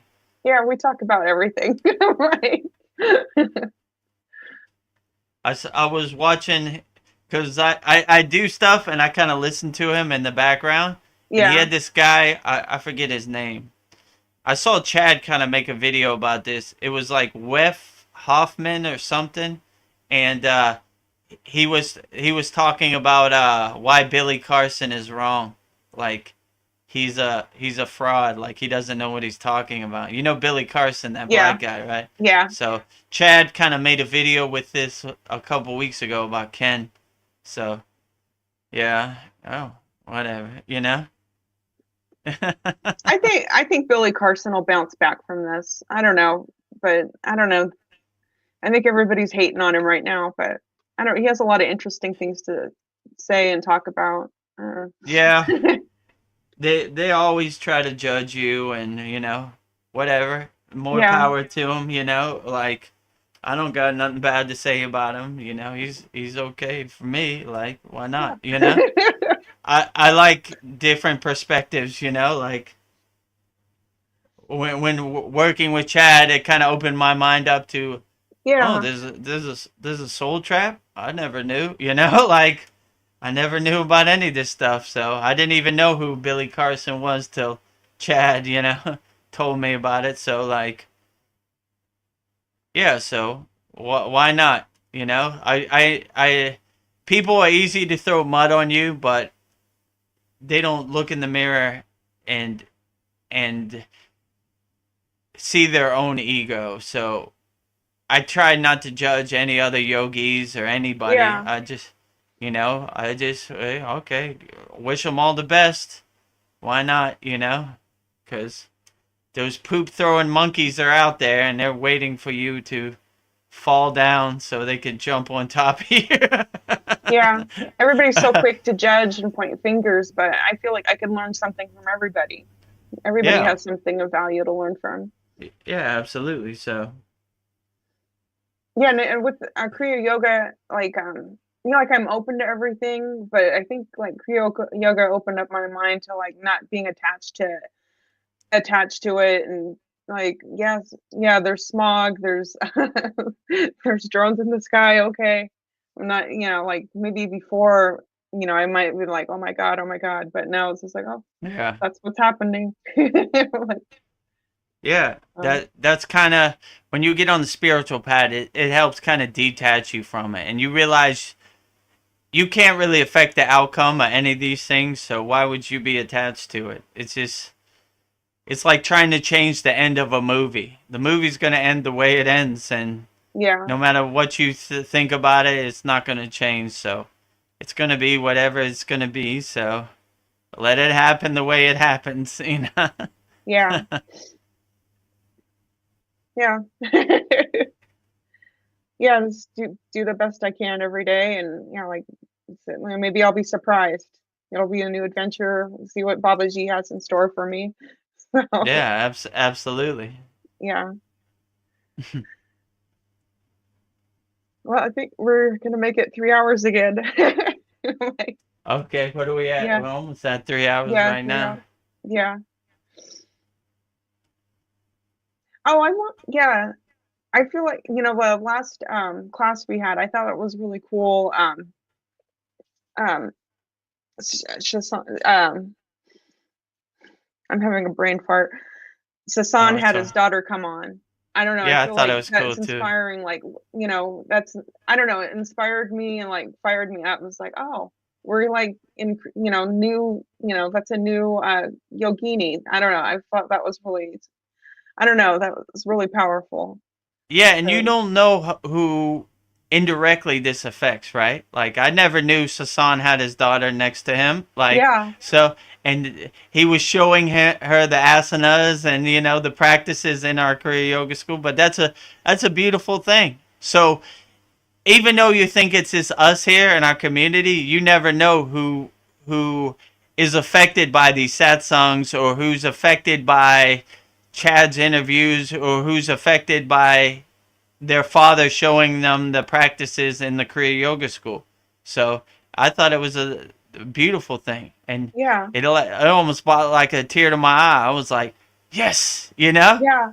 we're reaching the youth, you know, more. You know.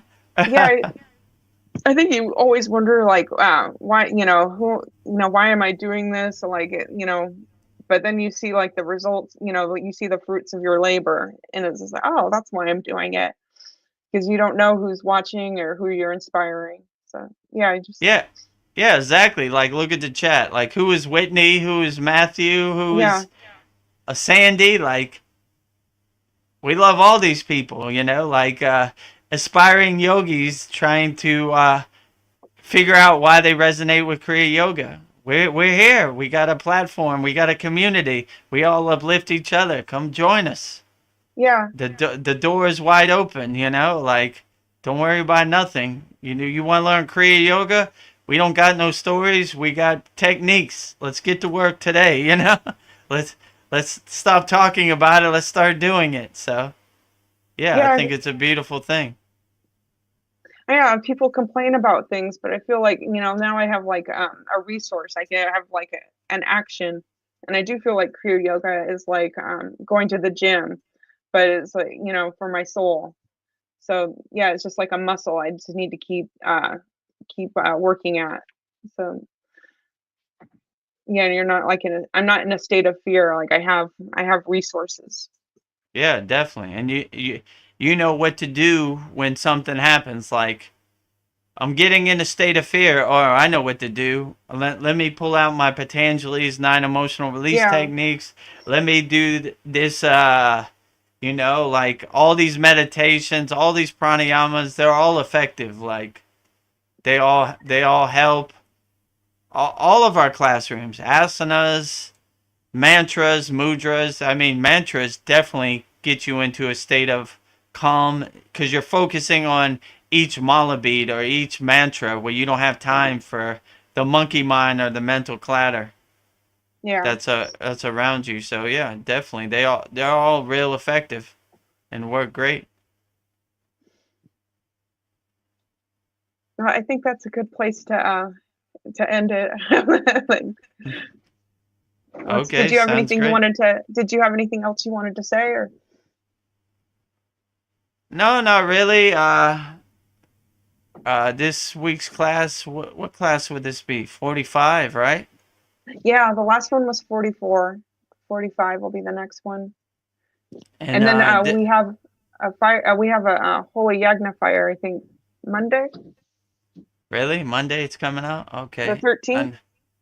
I need to Or, put that in the calendar in the school. yeah, Monday. Wow. Like, Yeah, it's, so yeah, it should be great.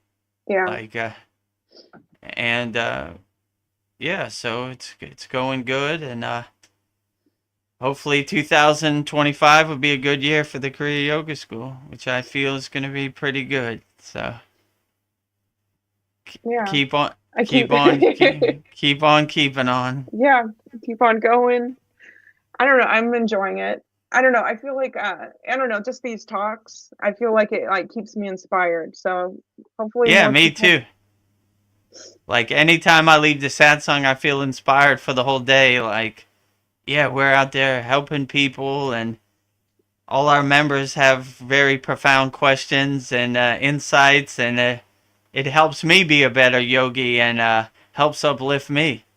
So yeah, I really appreciate it also.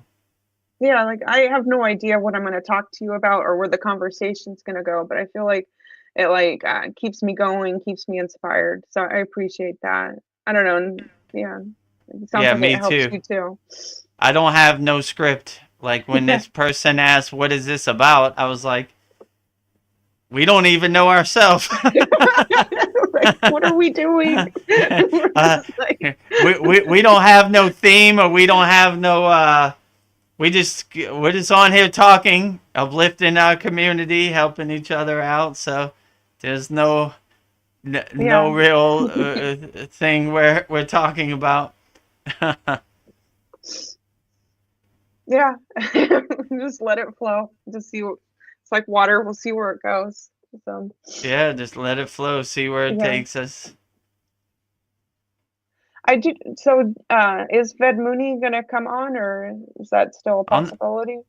I don't know. That's a good question. Like, I sent him the link today, but he didn't come on. So, you know, I don't know. I guess when he's ready, he'll come. You Yeah. know, what they say: when the student is ready, the Yeah. teacher appears.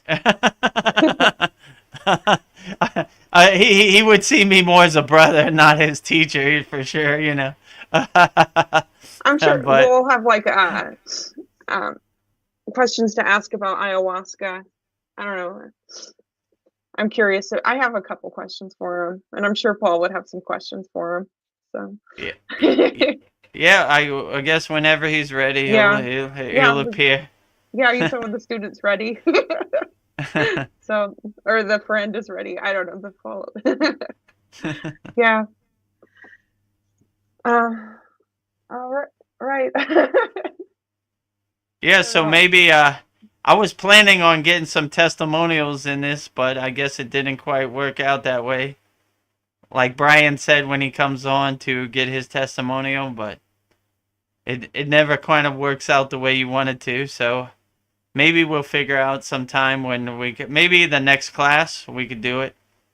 Cause I could do one real quick if you'd like, and we could end the Satsang that way. Okay, yeah, if you want, I could take it. Yeah, put yourself full screen. So Okay. and maybe take off that banner too, yeah. Okay. The banner.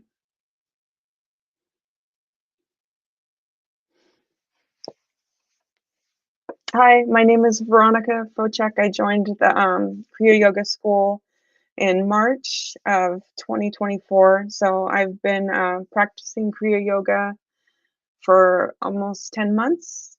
And I don't know, it's made a big difference in my life, just how calm and how I approach life every day.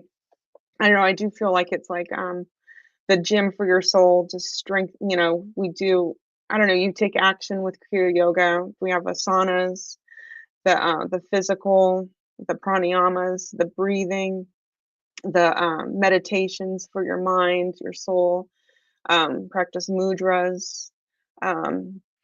I don't know, I feel like it's like a whole toolbox for your soul. And I don't know, I don't feel like I go into fear anymore. Like I have a way to like handle life. So I don't know, and just meditating every day, I feel like calmer and more peaceful. And I don't know, I feel like people are more drawn to me just meditating every day. And then the Satsangs, we have a community where we all talk to each other, and we have like our soul family. And I don't know, and everybody's welcome. Everybody who, if you have a question, I think the Satsangs are very helpful. And then we have the classrooms that we do, and we go over techniques. I feel like that's the school, where we're learning things, the school part. And then we have the fire yagna, holy yagna fire burning ceremonies, where you can burn all of your blockages, all your fears and worries, which is really powerful. So I think if I don't know, the Kriya Yoga School sounds like something you would like to do. I've found that it's very powerful, and I don't know, I recommend it, and like but it has been very helpful for me. So I don't know, give it a try. I know the Kriya Yoga School, you can join for 7 days and decide if it's something for you. But it's a whole community that will support you, and yeah. I look forward to seeing you, and I don't know, thank you.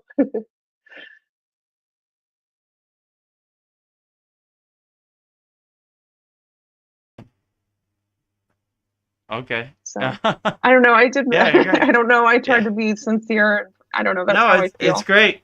That's all we need. There's a lot of stuff in there. We only needed like 20 seconds, but Okay, yeah. edit it out. It's okay. More is better. The Kriya Yoga School's also gotten me out of my comfort zone, because I'm not like somebody who talks all the time. So, and I feel like I'm becoming more of a communicator. So I can't believe anybody'd want to hear anything I have to say, but here I am. So. Yeah, it's great. I wasn't a real talker too before the Kriya Yoga School. Like when we first started, I was like, "What am I going to talk about?" But it kind of took on a life of its own, Yeah, we just keep showing up. I think just keep showing up. So yeah, just keep showing up. All right. Well, wish you a good night. So. Yeah, I wish you a good night too. And yeah, in the next couple hours, I'll put this up on our school, the recording of this. Yeah. I don't know. It's amazing. Like we connect to each other. You're like all the way across the world. I'm in California and you're in Thailand. So it's like a 15-hour difference. But I don't know. Yeah, if you join the school, also it's like you'll meet friends from all over the world. So it's very powerful. Sure. Yeah. I saw in the next month, school is going to put on the school platform a map.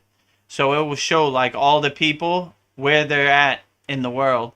So like wow. your community, you could see all the members where they're from, and you could actually connect with them. Like you know, like you could see like, oh, this person member's close to me, or something like that. So that should be cool. Yeah. Yeah, like you and Brian are both in Thailand, and then me and Tony are in Sacramento. So it's kind of cool where we're all at. I think Cristobal and Paul are close to each other in Texas. Yeah, in Texas. And Gina's in Connecticut. Yeah, and Mariana and Vanessa in Canada. Yeah, I don't know. Sasan, he's probably dealing with all the fires, so it'll be interesting to see what he has to say on Saturday. Yeah, did he say something at this class about the fires, or he didn't say? I don't think he said something. No. I think, yeah, I don't think they had happened when he was last Saturday. Oh, yeah, maybe. So. That's true. So, all right. Well, have a beautiful night, and I'll see you at the next class. All right. Thanks for everything, Veronica. I'll see you at the 44th class on Saturday. And I don't know, I feel like I don't know, to end it, I'll have to say, I love you wholeheartedly, Vedaguru Dev. I feel like that's the best way to send it. Like, I love you wholeheartedly, Veronica Focek. All right. Have a good night. All right, good night. Om Shanti, Shanti, Shanti.